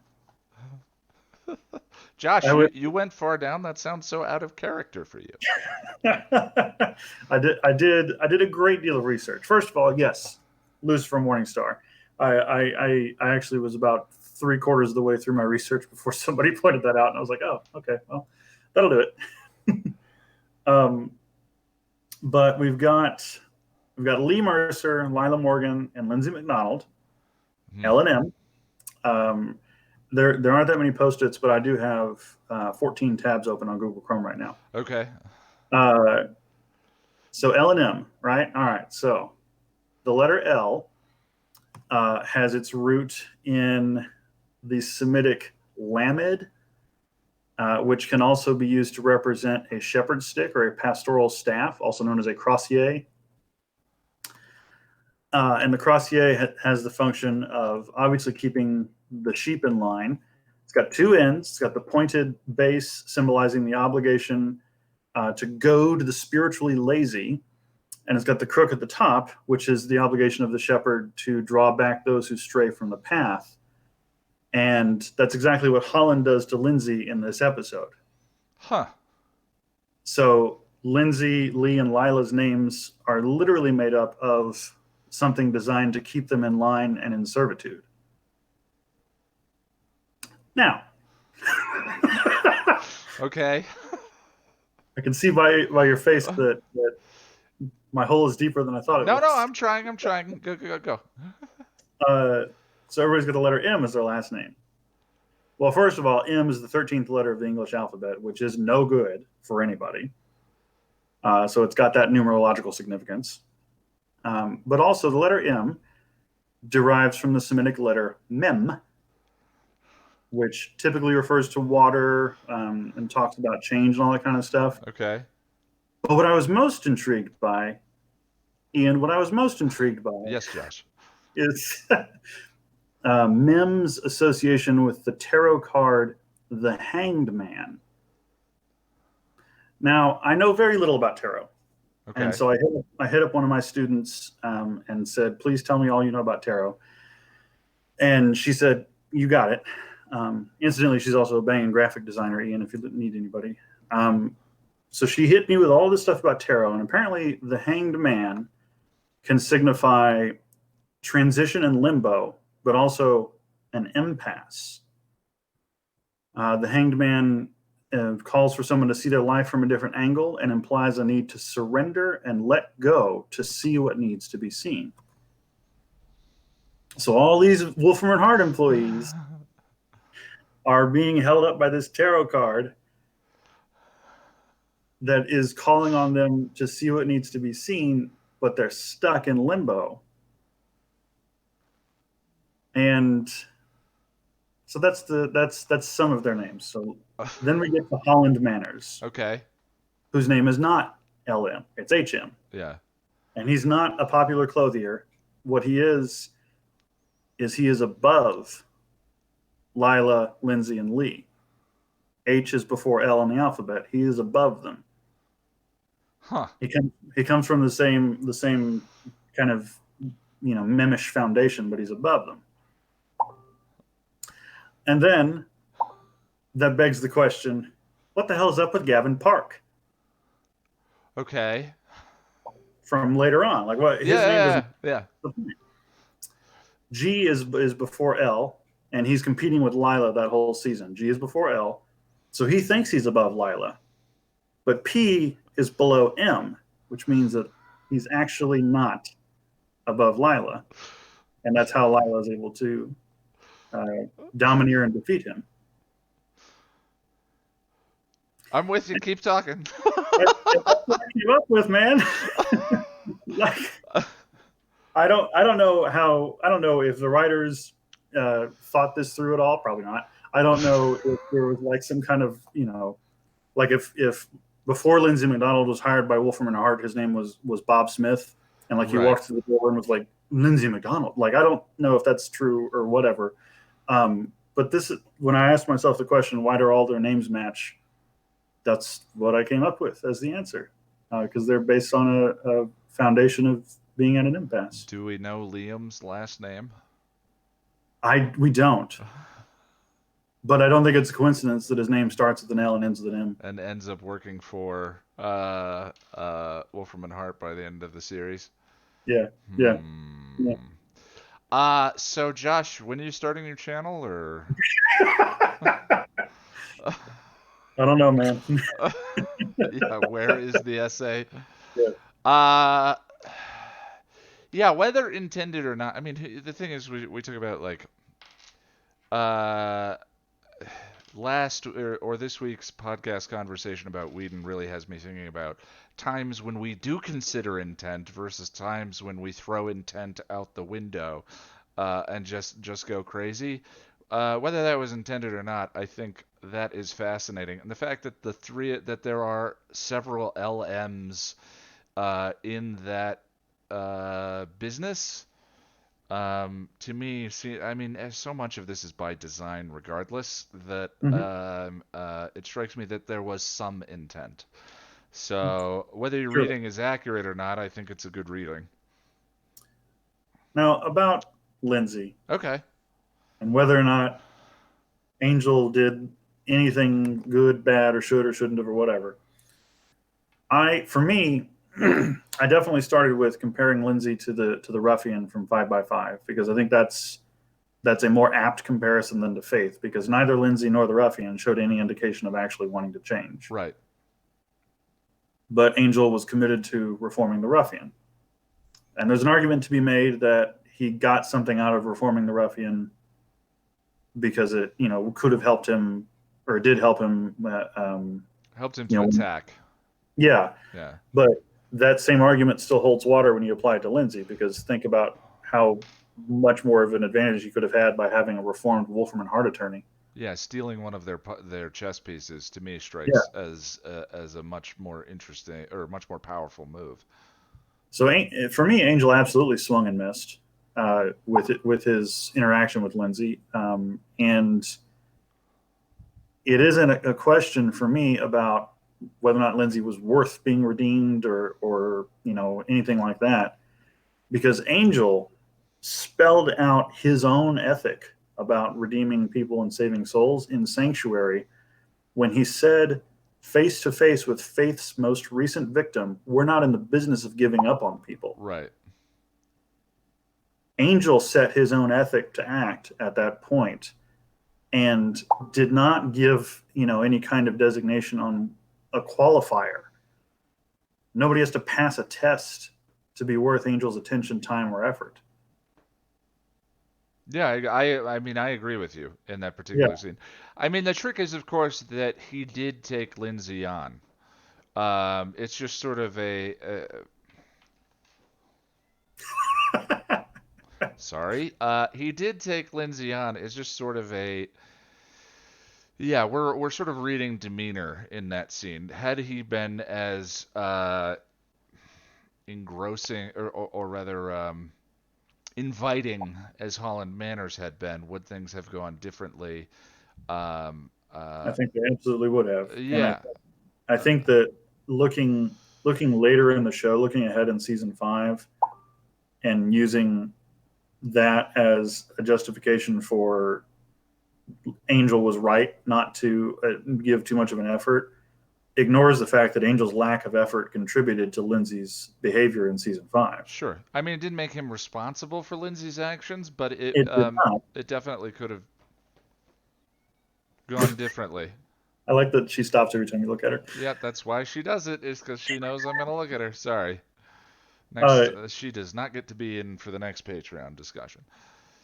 Because Go Lindsay ahead. makes his own choices, but Lindsay makes his choices based upon the available information and experience that he has. And Angel's actions in this episode contribute to that experience and information. Yeah. Yeah, it's a tough moment. It is. But I mean, partly that's why we love these shows. Again, I don't think it's a writing mistake. I think that moment being complicated is fascinating.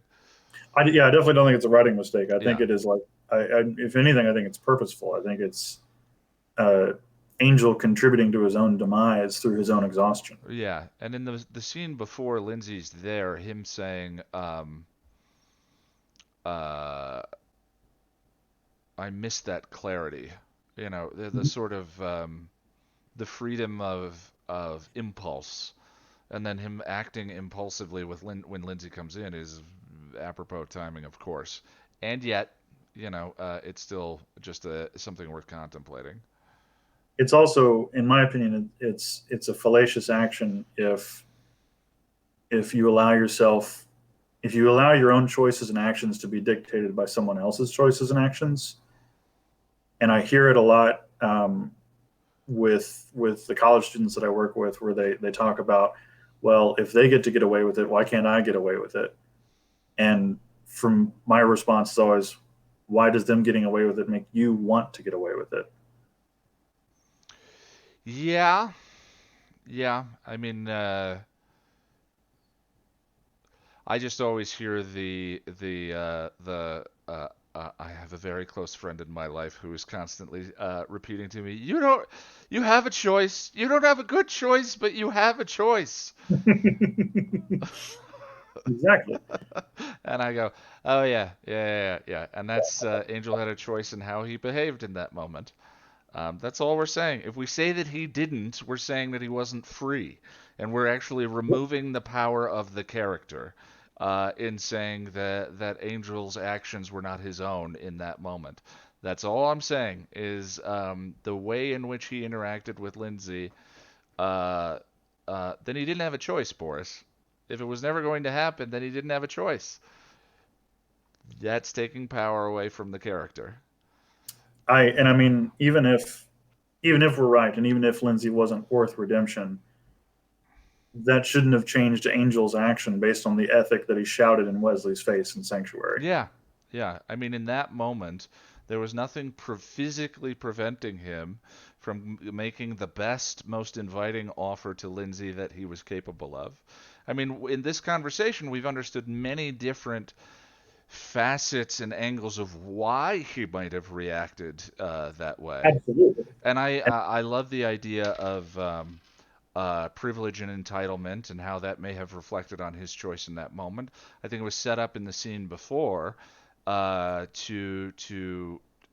him to be as resentful as possible for Lindsay coming into that scene, and yet he didn't have a good choice, but he had a choice for the way that he behaved. So, and I think that the character made a mistake. yeah, which I enjoy, but Me too. it is what it is. It is. Well, is there anything else you want to blow our minds with, or I always love the point that you made in this video of choosing what to suffer for, and I always think of Pirates of the Caribbean and Keira Knightley going, "What shall we die for?" And that kind of a thing, and that was less Keira Knightley and more old hag, but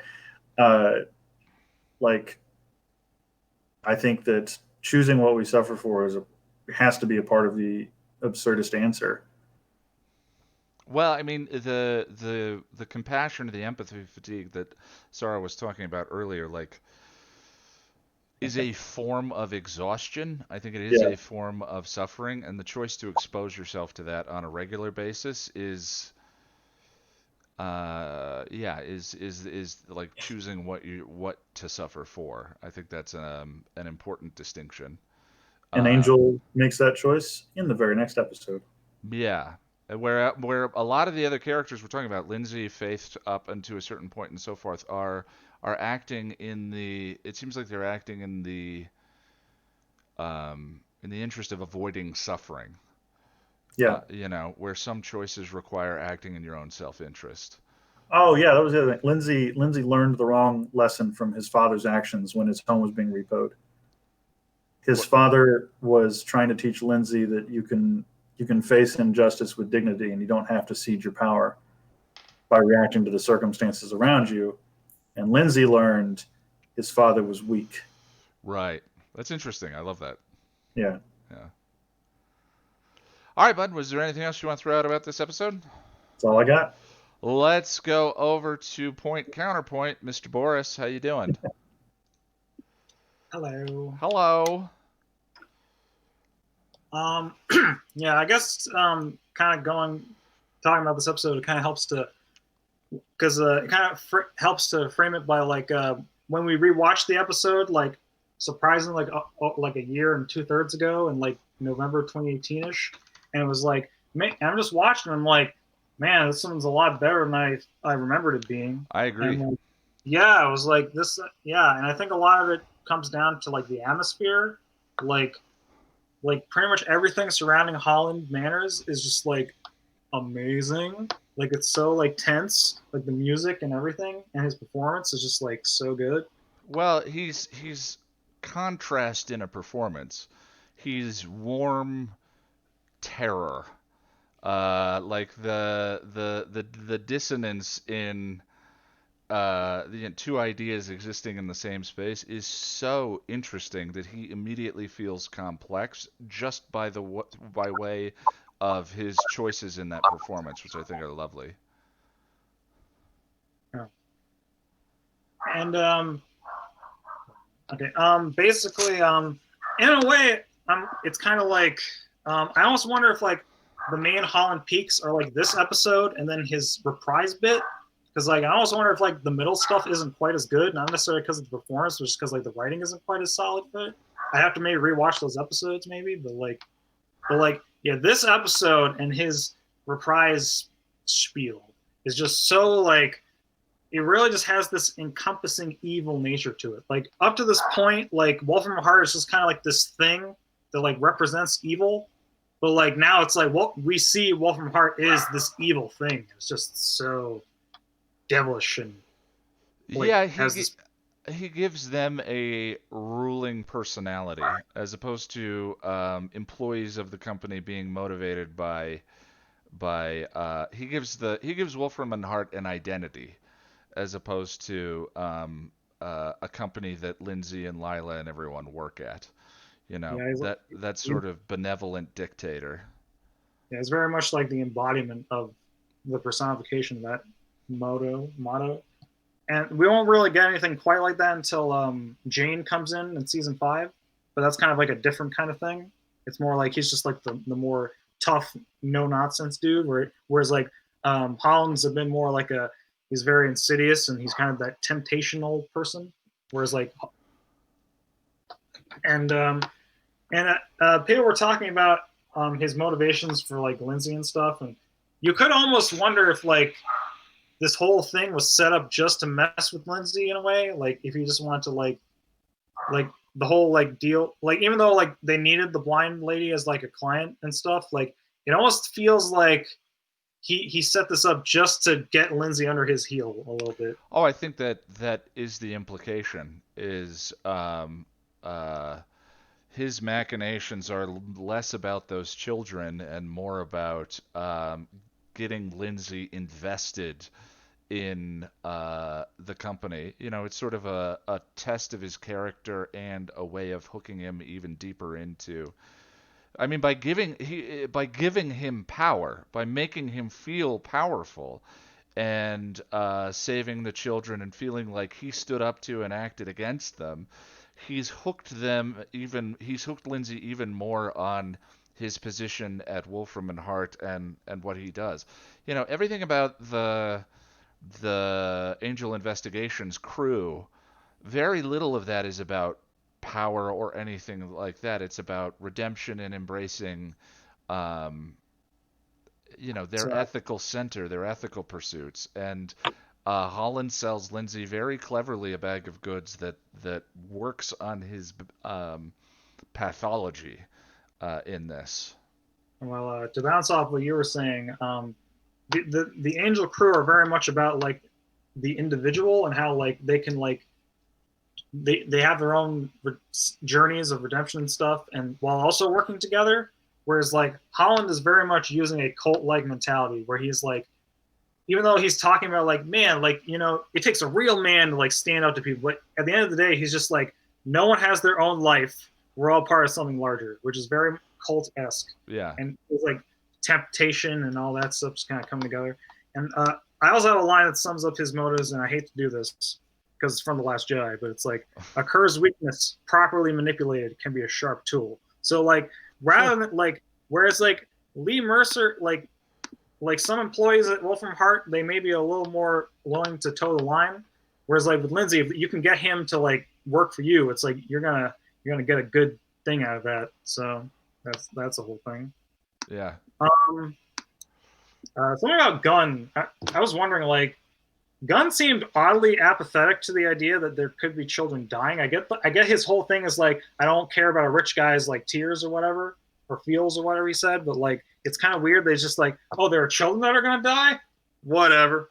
Well, I got the sense that he was commenting on he thought that the mission was from the rich guy from Warzone.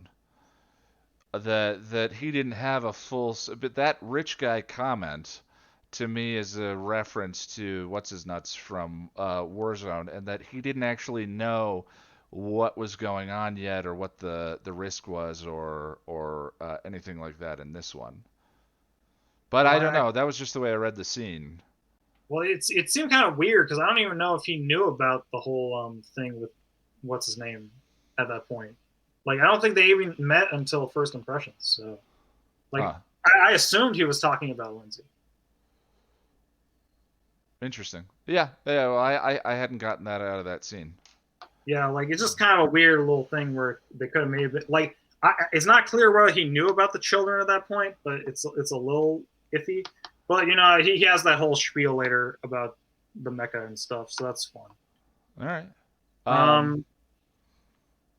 I guess we got to start getting into Lindsay now.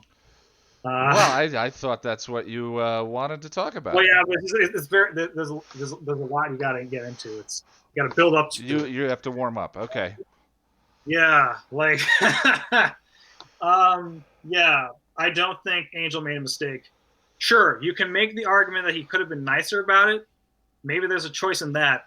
But I don't. But the end result is Lindsay was gonna do this no matter what, because Lindsay is an egotist, because he has to warp his viewpoints to make Angel like the bad guy and stuff. Like he reminds me of some like a character from DS9. I can't really go into too much because I don't want to spoil it for you, but like some people might know in the chat or whatever, where like he's this dude that's done so much heinous stuff and justifies it to himself that he's not so bad. He's not like the worst guy ever. Sure. And then like, but he also like, but he needs to like he has convinced himself that he needs like the approval of the good guys, because he is like, he's basically like, well, they're not so great, you know, why can't they accept me? Like I'm awesome, like whatever, like, and like, but with both of those characters, they never really like sit back and realize that like they screwed up at any point. Like they never really reflect on how their past actions have like screwed people over, and that's kind of the key thing here. It's like you can't change a person if they're not willing to change or like realize that they themselves have made like bad decisions. I don't think anyone is saying that Angel is responsible for Lindsay's mistakes. Only that unless he had made a more inviting or passionate offer, the likes of which he gave Faith or the gang member, we'll never know what could have happened. That does not make him responsible for Lindsay's decisions, but it is something to consider. It is an opportunity that he chose not to take in that moment. That's interesting. That's all we're saying. It doesn't make him responsible for his actions. But we do see him take a nicer approach in season 2, and then after all that time passes, and then Lindsay decides to come back specifically because he heard Angel was in charge, and it's like, how dare that SOB do this and like be a big hypocrite. So yeah, like, well, okay, yeah, he left that sign, but that's more like a playful thing. And that was also after he didn't have a hand. But my point is that whatever happens in season 2, we're just talking about this moment. Yeah, there are other opportunities that do occur later down the line. But you said like how different the series would have gone if he had done this, which implies if he had done something different now, it would have changed everything. Which how I don't different think the series might have gone. But you're saying the series. You said sure. Might have. It might have. We don't know because he didn't do it. But is it might have, and like, is it likely to have happened, or like, is it like, what percentage are we talking about here? We don't know because he didn't do it. We'll never know, and neither will Angel, and that's something to consider. That's all. As someone who's a do-gooder, who's on a path of redemption, made a choice to not advocate for a person because he doesn't like him, or whatever reason he made in that particular moment. It's something to consider about his character. And I think that what we're talking about, how these 3 episodes are pointing to him closing the door on those lawyers, I think that that's part of these moments. I think all these moments add up to and build to that decision. I guess my only counter to that point is that like just because the writers are setting something up doesn't mean they're necessarily right. Well, yeah, of course. It's just interesting fodder for discussion is all we're saying. Yeah. And I guess my point is more like, if Angel can make a choice, but if it's unlikely to happen, would that mean it has value, or that like he made a mistake? Like if it doesn't exist, this opportunity, then did he screw up? To choose not to choose is a choice.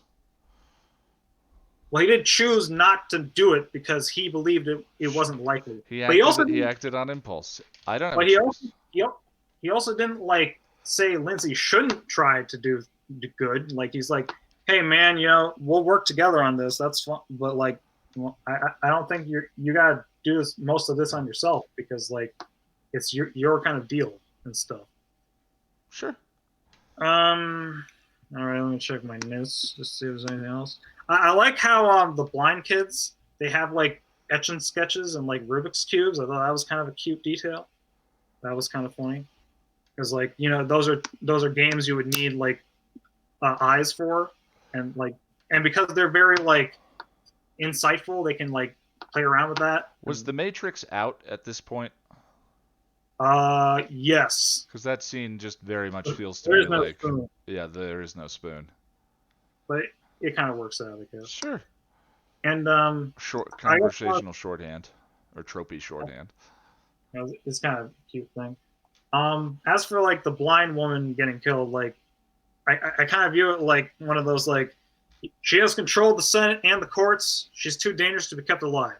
And like at this point, like we know for sure that she is committed to doing this. Like she deliberately blinded herself to get this wacky voodoo power, and like and she's gonna try and kill children. So it's like she could have chosen not to do this, but she kept on trucking, and like I felt like maybe it makes sense for Angel to come to a conclusion of like, okay, gotta take this lady out. I'm sorry, that's how it is. Huh. Anything else here? Smash. I do kind of wonder if like the law firm that Lee Mercer was like gonna bail Warm Heart at, were they like also an evil dimensional law firm, or are they just like regular? I don't know. You never know with these people. Anything else? Yeah, and what clients was he taking? I've got several prime demons to bring along with me. One of them's even a devil. Yeah, there actually is a literal devil at one point. Yeah. It's kind of nice. And I also kind of like how Holland has his line about, it took me a while to figure out how the world was put together and where I belonged in it. And you can tie that into the whole reprise bit if you want to, which is nice. It doesn't work in spite of us. It works with us. The world is working in spite of you, Angel. It works with us. Yeah. It works with us. So I guess that's it for my general points. Like I guess the only thing is that like I guess back to Faith real quick. Like there definitely was more. I just feel like he felt like with Faith that there was more like general guilt for her past actions and like the self-loathing and all that. Like there was more of an opportunity to meld that into something. Well, I think that there is I mean, the problem then is the ruffian, which is the terminology we've decided on for that one. And maybe Angel detected something in there, but then I think generally overall, like understanding Angel's motivations and why he made the decision he did in that scene, there are a lot of them. It's a they gave us lots of reasons why he would not advocate for Lindsay as strongly as he could have, but he still didn't advocate for Lindsay as strongly as he could have. Whether that would have changed the way the story went, we'll never know. But it's again, it's just to me, it's something to talk about. I guess that's about it for my notes. I think we covered most of the main topics. Holland's cool. And just in general, as far as this episode in terms of the overall like season ranking, like it's probably somewhere in like the top 5 or top 10 for this season at least. Like I think it's like a pretty solid episode. It has a lot of cool moments and like there's good ideas and and that atmosphere is something palpable. Like it is. I actually like this more than the finale, honestly. But we'll get to that when we get to it. So in general, it's a win. Well, let me move us on, bud. I appreciate it. Let me go over to Mr. Jack. Mr. Jack, sir. Jack. Hey, Ian. Hi. Hi. Fancy meeting how are you here. Hi, Bart. I know. Do you come here often? Huh? I do. It's a frequent hangout of mine. Yeah, me too. Me too. Well, you're looking smart. Thanks. I thought I'd try and dress up a little. Yeah, that's a thing that happened. I don't understand why your video is crystal clear, but I'm dropping frames to other people that are actually in the States. I've got a fast-ish connection, maybe. My internet. Actually, no. My connection's slow by American standards, but it's fast by Australian standards. That's a topic and a half. Yeah. Yeah. Well, that or my internet just is used to talking to you. Anyway, let's talk about Blind Date. Sure. Let's see. I got notes here. The opening sequence with the fight, Angel fighting all those vamps. Great choreography, as others have said. I particularly like when Angel chains up the vamp and throws him into the giant spike. I just thought that was cool. That's the more I watch that scene, the more I'm kind of like, when I think about the best Angel fight scenes, the ones that are in Buffy to me are clear. And again, I'm trying to cut back on making comparisons between the show. Mhm. I consider the comparison in that one unfortunate, but that one is so good, and I think it would be interesting to make a list of the other really good ones in the series because that's the one that jumps Yeah. to mind for me. It's funny. You kind of, I think you mentioned it earlier, or someone else did. I think overall, at least while I'm thinking about it right now, Angel might have the better fight scenes overall. I don't I know. think it does, but the one for That, Buffy that is in Doppelgangland, that one in Mhm. the that's the one that comes to mind for me. There are fight scenes that mean more. Yeah, Certainly sure. the duel between Angel and Buffy and all of that. But I'm just talking about in terms of like raw kinetic energy and Yeah, editing. yeah. There's a lot of fight scenes in Angel that feel like an action movie. But there's not so many of those in Buffy. I think I could be totally wrong, but Yeah. yeah. And they just made I Uh, know they made the decision to completely change her style up in season 5. yeah, Maybe I they got heard that away was from that. because they got a different stunt double for Buffy. Originally, it was a stunt performer by the name of Sophia Crawford, I think. Yeah. Who was married to, I believe, Jeff Pruitt, who was the stunt coordinator, but they ended up leaving. I think, and that's why the style changed quite considerably. Gotcha. Yeah. So good opening fight scene. Yeah, what else you got? Just this episode, I think Lauren sort of said it earlier that the episode is great, but it's also kind of forgettable for me. Like when It's I was watching it this morning, I said to you, I'm like, oh, it's this one. Okay. Yeah, Um that happens a lot for me. yeah, but it's funny because like watching it, it is really, really good. It just doesn't. I would place it in like a mid tier for me. Yeah, I mean, plotty bridge episodes are just kind of like that. Like, Yeah. for me, season 3 of Buffy is almost exclusively plotty bridge episodes, with the Yeah. exception of, say, Bad Girls or Sure. Earshot or any of the specific little episodic ones. Like, I really, if someone says consequences or choices or any of Mhm. those, I really struggle to separate. Wait, which one was that? Which one was that? Yeah. Um, but as Yeah. soon as I start watching the episode, I go, "Oh, right, this one. Yeah. This one, absolutely." But again, there's still that run up for some reason with Mhm. these kinds of episodes, the arc episodes. Yeah. But the thing that really stood out to me on a technical level or whatever you want to call it is that like most of the cast brought their A game. Like so many of them are just so freaking good. I was surprised. Someone brought it up earlier that this was Sam Anderson's first episode. I I know. didn't I'm always realize that surprised watching too, it, because and he feels like he's been there the whole yeah, time. totally. And Yeah, he's just every single scene, he's so good. yeah. He's just incredible. But also like Angel losing his mind when he finds out about the result of the court case. That's I'm, incredible. Um, empathy fatigue. I'm going to be using that. Thank you, Sarah. and Gunn walking into the foyer in the in the break-in scene, just charming as hell.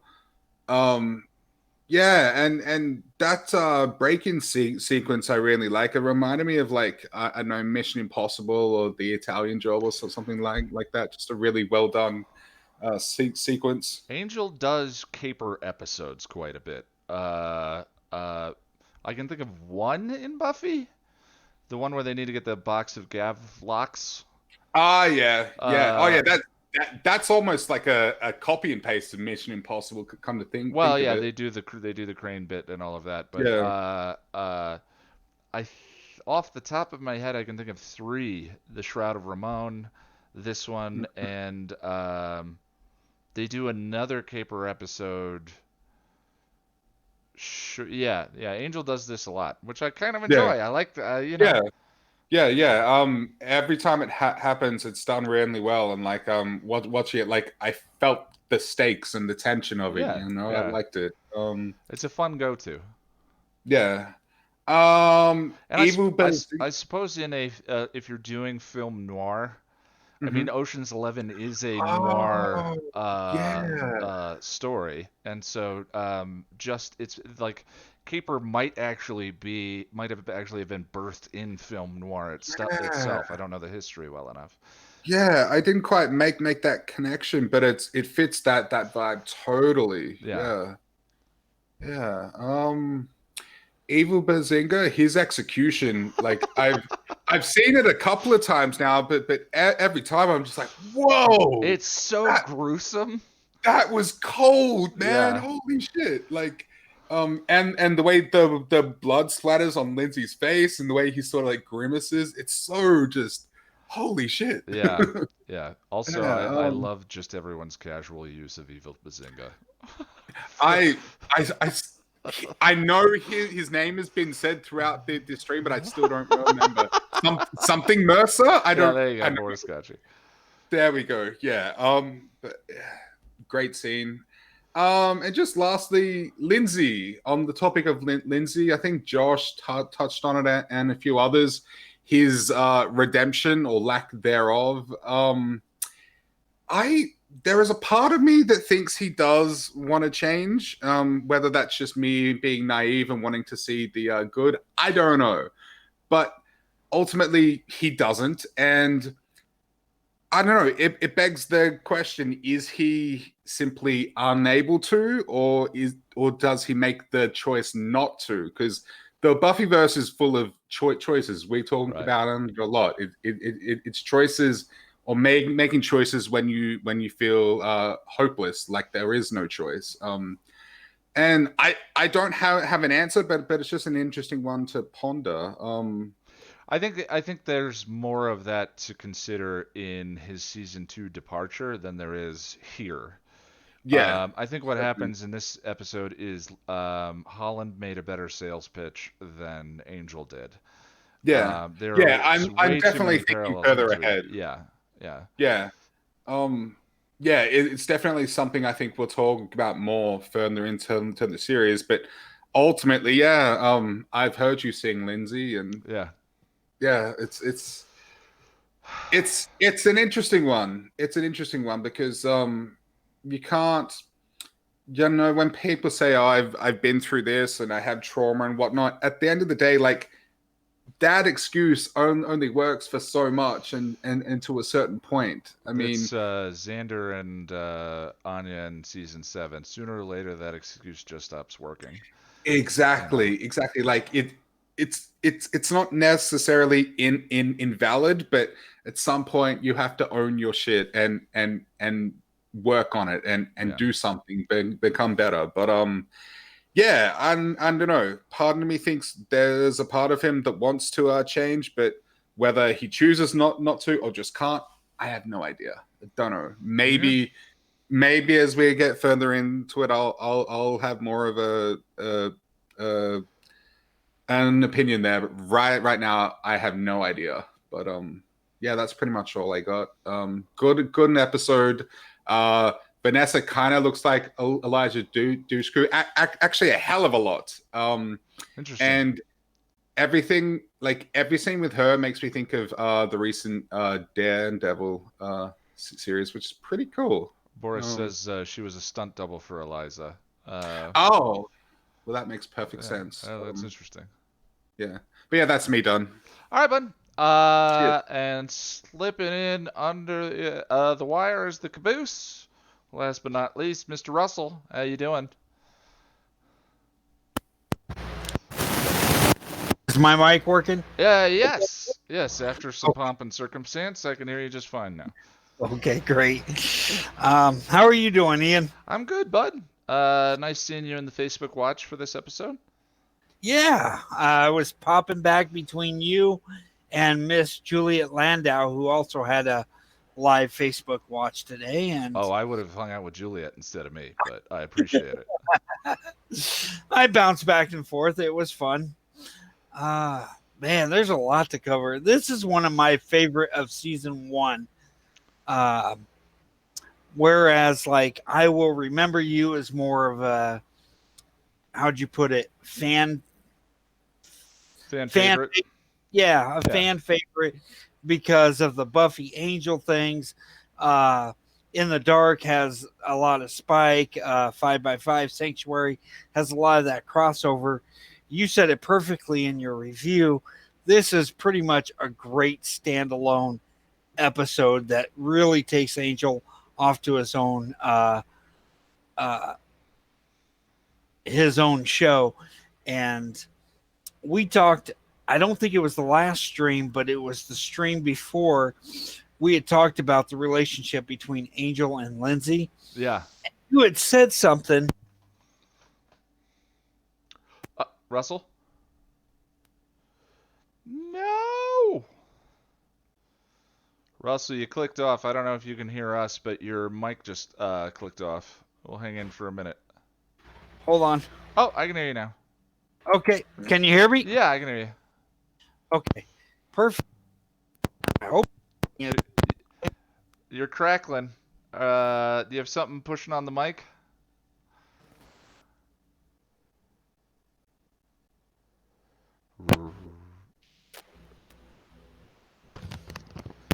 Am I back? You're back. Okay. Good deal. Okay. I think it was the last, not the last one, but the one before. We had talked about Angel and Lindsay. Yeah. And you had made the comment, maybe Lindsay figures Angel to be a bully. It took me a while to digest that, but in this episode, he would be perfectly justified for that assumption. I mean, Angel gives up on him so quickly. It's not even when Angel or Lindsay just says, hey, you know, I've seen some dirty things, you know, but this is, you know, when he's referring to the kids. But when Lindsay doesn't make it back, Angel writes him off. He doesn't even give him a chance. Well, there's an interesting question here, Russell, if I can think, and I wonder if I can throw this out there. Why was it wrong for Angel to close the door on the lawyers with Darla and Drusilla in that room? All those lawyers who had done evil and who had constantly been his adversary, the way that Team Angel looked at him at the end of the episode indicated that that was wrong, that was an evil that he did in his indifference. And is that mirrored in his indifference towards Lindsay in this episode? I'm not sure if I'm reaching there with that comparison, but if we're talking about how these episodes foreshadow future decisions that he's going to make, it strikes me that his reaction to Lynn, somehow I can't be forced to care, is encapsulated in their interactions in this moment. That's a good point. I also have to take in stride that Angel season 2, he has gone darker than he has ever have throughout the entire series of both him and Buffy. And he had enough with the lawyers at that point when he closed the doors and said, and somehow I just can't seem to care. He hadn't gotten to that point here in this episode. And for him to just give up on Lindsay like that, not just when Lindsay came to him for help, but even afterwards, he just wrote him off. He didn't think twice about him. He wrote him off. His whole mission statement is, we save souls. That's what we do, Wesley. We're not in the business of giving up. And they refers back to faith. And so I just find that very interesting that he just gives up on him. I mean, there's it's a curious ethical space, isn't it? I see comments in the YouTube chat. Was it wrong? It's not unlike lie to me. those lawyers were all had souls, and the middle ground question that, or maybe one or two of them were "I've got you under my skin" type children. Who knows when it comes to Wolfram and Hart? But the middle ground ethical question here is like, is it okay to murder bad people? Is it okay to not advocate for bad people to become good to the fullest extent? Another example is Warren. Was Willow skinning Warren in the jungle, as much as we all rage against that character for Tara, was there an evil there? And to some degree, it's a gradient. There's a finite expression of that choice in the moment between Lindsay and Angel in that scene. Lindsay's not Warren, and there is not. Well, I mean, we don't know what Lindsay has done, but I mean, Warren is the most vile character in the Buffyverse. But I think that these sort of morally ambiguous questions are related in some way, and there's an aspect of it in that scene with Lindsay and Angel, which is all I think we're trying to get at. And if you think that Angel's turn is meaningful in season 2, it is so because he sort of descends into the gray, um, uh, which is a path that's partly indicated here. Go ahead, Russell. I'm sorry, I kiboshed or took your point. Hey, no problem. I can't help but go back to Faith, who worked for the mayor, and that scene with Lester, the professor. Turn around, Lester, as she sticks a knife into him. She is just as evil as any of the lawyers you just pointed out at that point. Sure. She's made herself a monster. And which is an interesting thing that the show comments on. I love that in between Angel and Spike in season 5. And he didn't give up on her. But he gives up quickly on not just Lindsay, but also Vanessa in this episode. He doesn't even try to save her soul. He just, goodbye. And that was...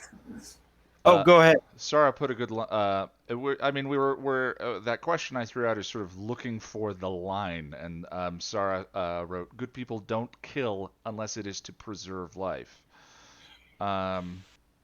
Which is the one way, but how does that work in terms of preserving life, even if that life is by a room full of jerks?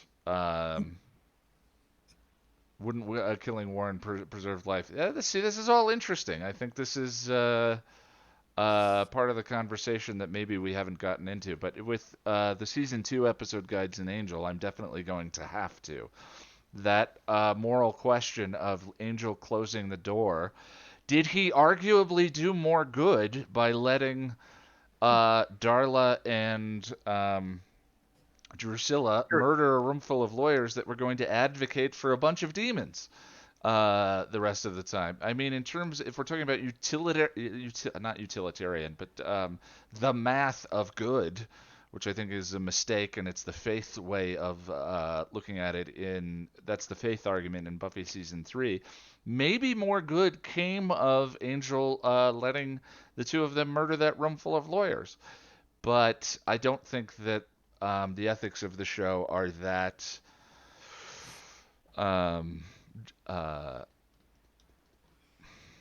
vague, is all I'm going to say. But I'll talk more about it when we get there.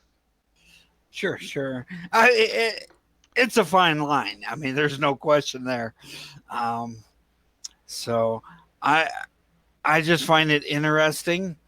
I will tell you this: my first watch through, as evil as Lee and Lindsay are throughout the show, watching it and rewatching it and knowing where their characters are, I still couldn't help my first watch through but be scared to death for both Lee and Lindsay. It's a tense scene. It's very well made. And I don't always, most of the time I don't advocate for the bad guy. It's like the bad guy gets killed. Oh well, on to the next. But it's intense, like you said. Last but not least is Holland Manners, and I did point out already in the YouTube stream, he reminds me so much of Palpatine. Oh He yeah, does. yeah. That manipulative behavior, both here in this episode and Reprise, when he's having that conversation with Angel, and Angel goes, "You're not going to win." Oh yeah. No. Winning doesn't figure it into it for us. Yeah, the Emperor has a little more dread, but I definitely see the relationship between the two of them. In regards to the manipulative behavior. Absolutely, yeah. So, and Holland Manners is probably my favorite lawyer of Wolfram and Hart. Yeah, he's my favorite. You could disagree, but he's my personal favorite. No, I think it's a tight race, which I think says something about the writing. Lindsay, Lila, and Holland are all interesting in their own ways and in very different ways. So, I mean, like I said, this episode is probably my favorite of season 1. And there's a lot of good stuff here. So, well, I mean, this is Angel becoming the show that I think we all eventually fall in love with. So, I think it's definitely there. And I noticed a very interesting conversation going on about whether Angel did right in closing the door on the lawyers, which I think is fascinating. I can't wait to talk about it when we get there. I don't know if he did right or wrong. I mean, his mentality wasn't exactly intact, but like you said, we'll get there. We'll get there. We'll get there. All right, Russell, is there anything else you want to throw out about the episode? No, and thank you for letting me comment on this episode. It means a lot to me. Especially when we do one episode at a time. As people drop out, it's less of a thing when we're not over 2 hours to just hang in and let everyone have a say. When we do 2 episodes and someone pops in at 2 hours and 45 minutes, that's a different story. So, for sure. But I also know the spots are, they fill up. So yeah, anytime, for anyone in the any patron who's watching who struggles to get into these discussions, if you watch and someone drops, by all means join in. I always try and give everyone a chance to speak. I've never had to end it early yet. I've ended it late many times. Okay, we are done. Always a great discussion, my friends. Thank you. Thank you to everyone in the stream. In 2 weeks, we are going to be having a conversation about Tushanshu in LA. And then 2 weeks after that, we're going to be talking Restless. And that's going to be a long... I'll be starting that stream 45 minutes before the meeting actually starts so that we can actually watch the episode guide together. Yeah, I think that's it. Thank you, everyone. And I'll be working on Fool for Love. I hope to get that video out next week. But we all know how that goes. So, yeah, just follow on Twitter if you're interested in keeping apprised. And there's a podcast up with Jack. Second so far. I think that's it. Bye. Bye. Bye, everybody. Good night. Bye, guys. Night, guys. Bye.